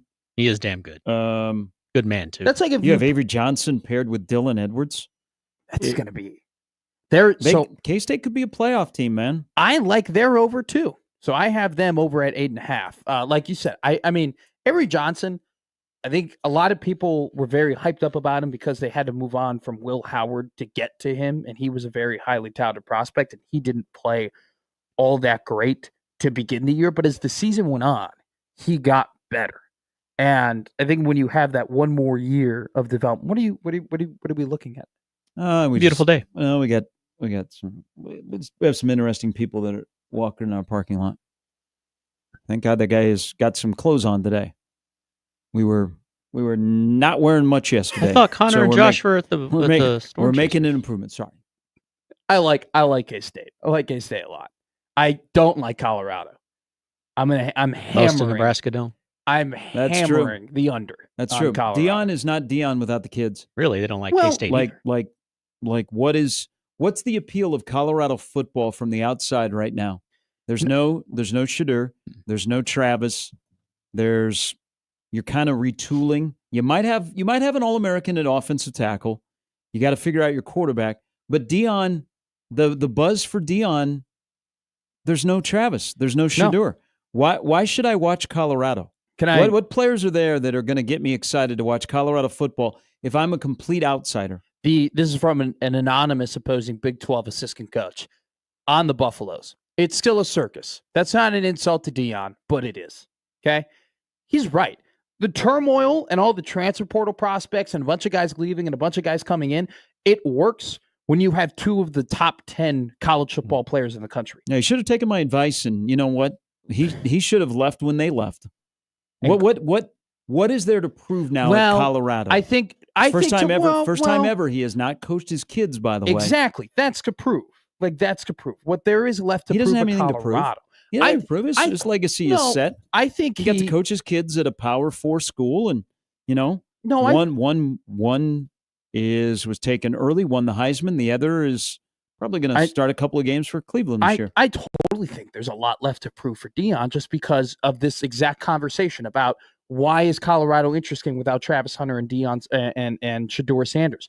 Can he do it without his son and with Travis Hunter? I think that's to prove. And I think if he's able to win without those two guys and able to bring in recruiting classes and bring in transfer portal classes and find a new wave of talent like he did before, that proves a ton to me. That proves that he isn't just more than, he happened to raise a really good quarterback and convince Travis Hunter to go to Jackson State. I think that's left to prove. They must be on the second day in Frisco, along with Central Florida, because I haven't seen anything about Deion. Home game for Deion. Just drive down there. I think it's think about the Big 12. Like Rich Rod is back at West Virginia. Now, Neil Brown took the cupboard and drove down the road with it attached to the back of the bumper. Because, Rich Rod's got some work to do with West Virginia. Mm-hmm. He will, though. Central Florida, they've relied heavily on transfers. But you would think Rich Rod and Scott Frost coming back to their schools where they had success and are more well-known for, that would create more buzz. Deion. I think there's two reasons for that. I think the first reason is I think just the Big 12 wants to focus, hey, we have really good teams this year, and we have to get back to the national picture and get more than just but one that's team. not that. That's the sure. That's sure. I'm talking about like just consuming it as a fan. Yeah. Like, I don't care what the Big 12 is trying to push at me. I'm individual. I'm consuming it as a fan. I just don't think they're on. You just kind of answer the question in terms of like you kind of know that West Virginia isn't going to be very good this year. UCF, it's kind of a question mark of whether or not they're going to be able to win games. Like I think it is a concern for the Big 12 that the highest over/under that they have is 8.5. Like the best that their top teams in their conference are expected to do is win 9 games. Where you have the SEC and you have the Big 10, where what do you think the big you're on this morning? This is interesting. What do you think the Big 10 or the Big 12 sees themselves in college football as? Because your talk is they should be with the two beasts. So I think they know their place and they just wait for the commissioner to trip over his feet by his mouth. They need to make it look like they're gnawing at their heels. That they need to make it look like, hey, we are competitive with you in football. But I agree with you. They're not going to be with the big dogs. We're not going to be like they're not going to be equal to the SEC or the Big 10. But I think the Big 12 the Big 12 cannot just be like, oh, we get in one team a year because it's our auto bid. They still need to have teams that are sitting in that 8, 9, 10, 11, 12 in terms of the college football playoff. They need to have a team or two that can actually win it. Like you look at them, you're like, all right, they can win a national championship this year.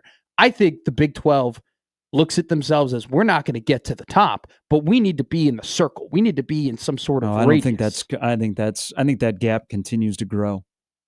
I think, it's helpful for the Big 12 that they have teams that are investing a lot of money in NIL and trying to get a lot of players. It's a massive win for the Big 12 that Texas Tech gets a 5-star offensive lineman over a team like Texas. I think the best chance for the Big 12 to win a national championship used to be in the Big 12. Oh, for sure. I think the Big 12 is doing this perfectly. They're competitive in football, but they're a basketball conference. It doesn't drive the TV money, but they know their place. But they're not going to give it away. But they're okay being third, where you might be 3B, 3C compared to 1 and 2. I think they will never be 2 or 2B or 2A. But I think that they'll never do that. But I think they definitely are trying to establish themselves as we get more than one bid in the college football playoff. All right, Andy Kendi going to join us next on 1620 The Zone.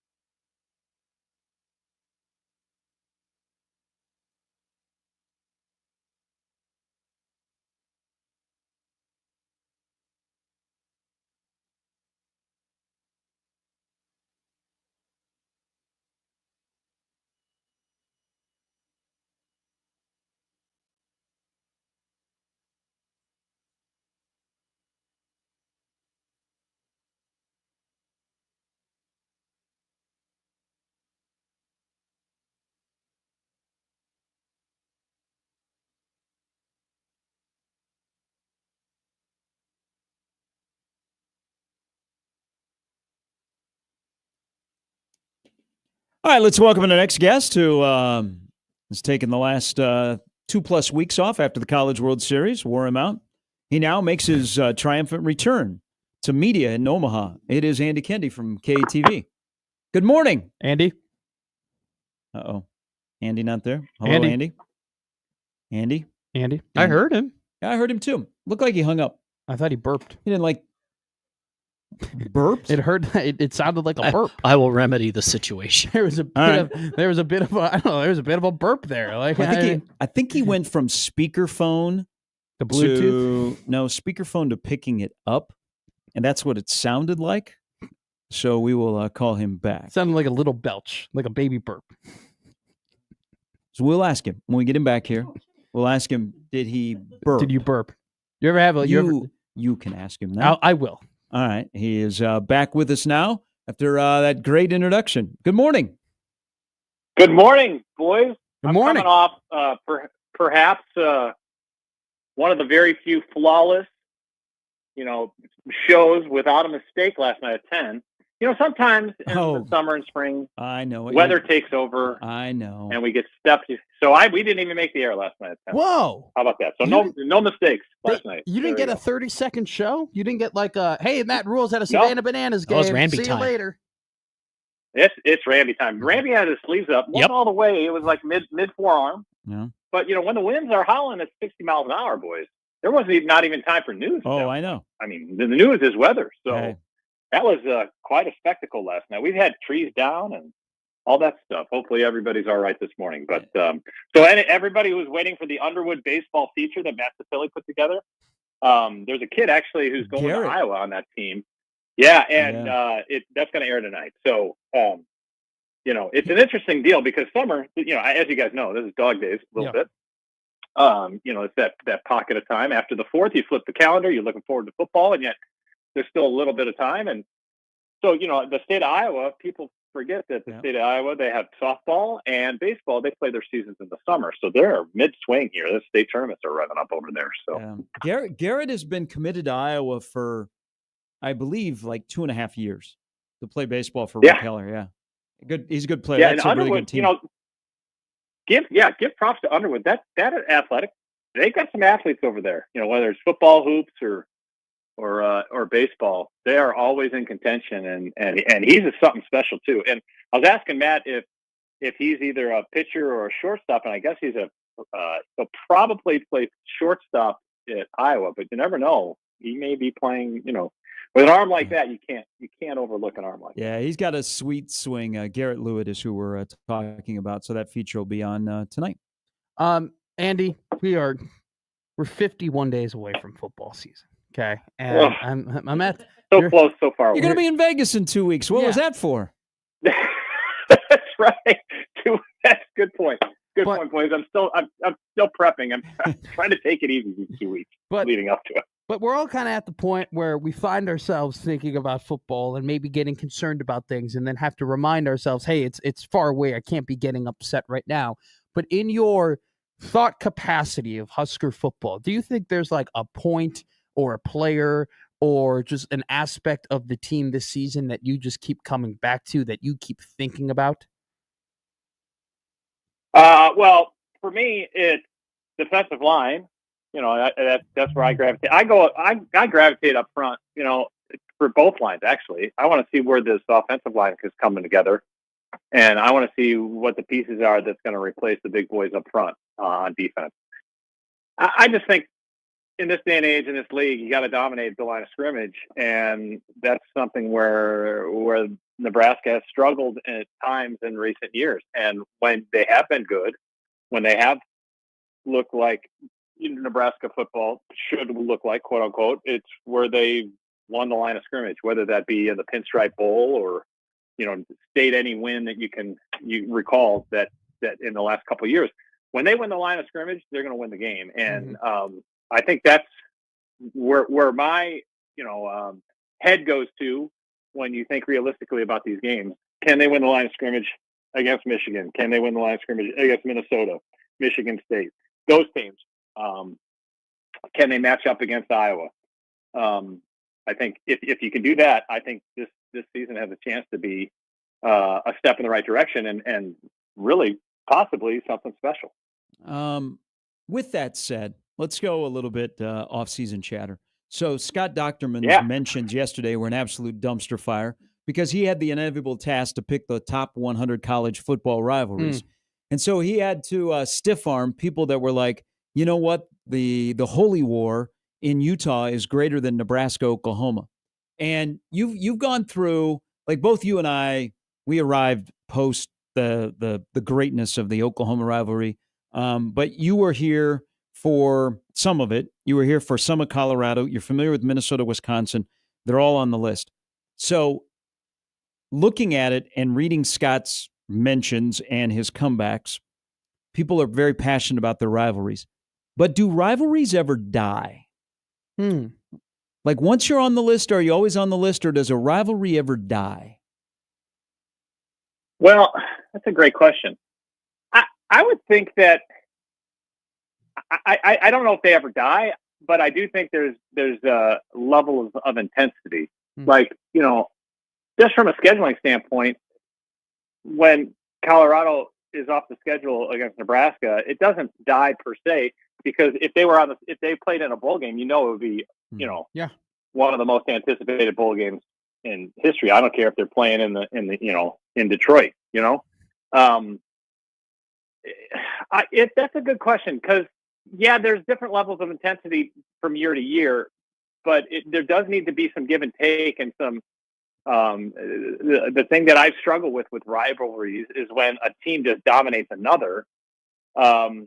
It kind of takes away from some of the rivalry because it's just one-sided, But that's where, when Nebraska went into Iowa City a couple years ago and pulled off a stunner as double-digit underdog, that's where that can really stoke a rivalry. That's when it felt like, okay, now this is real, and it really has taken some time to really rev up. And now I think Nebraska, Iowa right now, year to year, that's the best one we got right now. So, if they play Colorado every year, no question, Colorado would be number one. Oklahoma is just a different deal, because I think there's a little bit more reverence between the schools. It's not as traditional as a traditional rivalry is, quote unquote, defined. There's not as much hatred between the two. It seems like much more mutual respect between the two, but it does go back in terms of history. But I would think it just I don't think it ever dies per se. There's always something to it. And I just think that it kind of ebbs and flows, kind of goes ups and downs, just depending on the results and how frequently they meet on the field. But that's a great question. In terms of a slow day in July, that's a good one to look at. I got to say, I missed the Docterman piece, but I'm looking at it now, and that's appointment reading right there. What would be a bigger sign of positive progress for Nebraska football this year? Winning the games that you're favored in, that you're supposed to win, or winning a game, or maybe even two games where you are an underdog? Because they haven't been able to do either over the last game. Well, I would say winning. I would say either way, winning close games, right? Winning close games and winning road games. Those are my two biggest things. If you can't win close games and you can't win on the road, that's a red flag for me.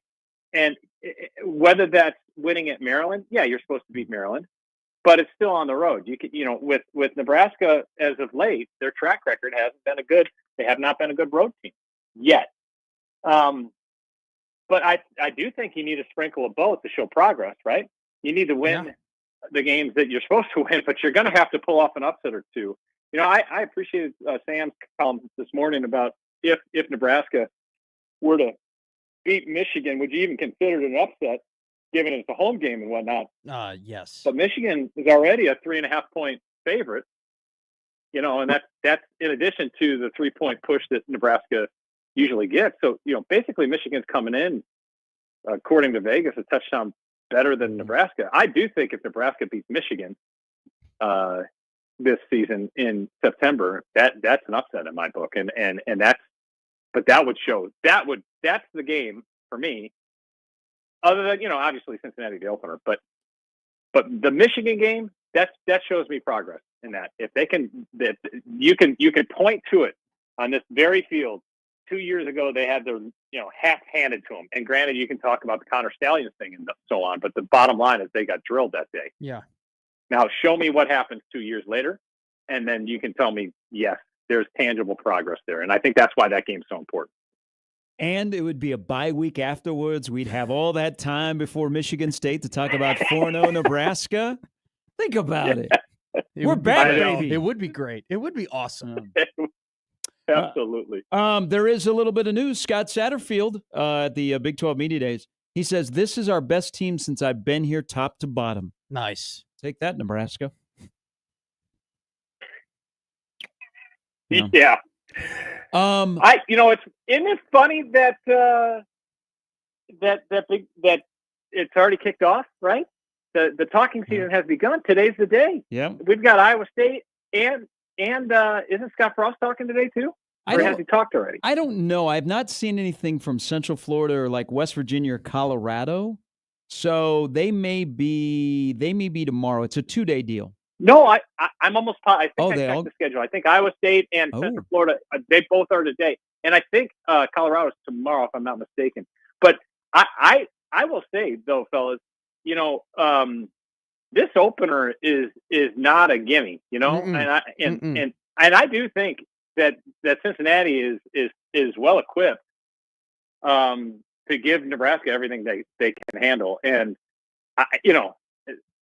from what I'm seeing and reading and whatever, you can still get tickets to this game, which I'm a little bit, that's a destination game, obviously, because it's not down the street in Lincoln. Sure. And technically Nebraska is the away team, which is funny. But I think that game is, you just naturally gloss over that game when you're talking big picture about the season. But man, I think Cincinnati is going to they're going to give Nebraska everything that they can handle. And it's a game night. that they haven't won. I cannot wait for that. And it's a game they haven't won in the past either. Mm-hmm. Exactly. Yep. Well, it's only 51 days away, so get ready. A little more than 7. And you know what? Pre-game show, baby. KETV, 7 to 8 o'clock that night. Oh, you got a nice. scoop there. Oh, yeah. Live from Arrowhead. Oh, nice. Hell yeah. All right. And on top of the preseason show that you guys usually do? This is, I believe, taking the place of the preseason show. Okay. Yes. So that's 7 to 8. But yes, we will be down at Arrowhead. Nice. All right. We will see you then. We'll actually talk to you before then, but we will see you 51 days from now. Be good, my friend. Absolutely. Thanks, fellas. Have a good week. See you, AK. All right. The Connor Harper Show, along with Josh, they're out at Warner Park today. The Storm Chasers take on the Mud Hens of Toledo. We'll chat with the boys in a moment. We'll chat with you all tomorrow at 6 on 1620 The Zone.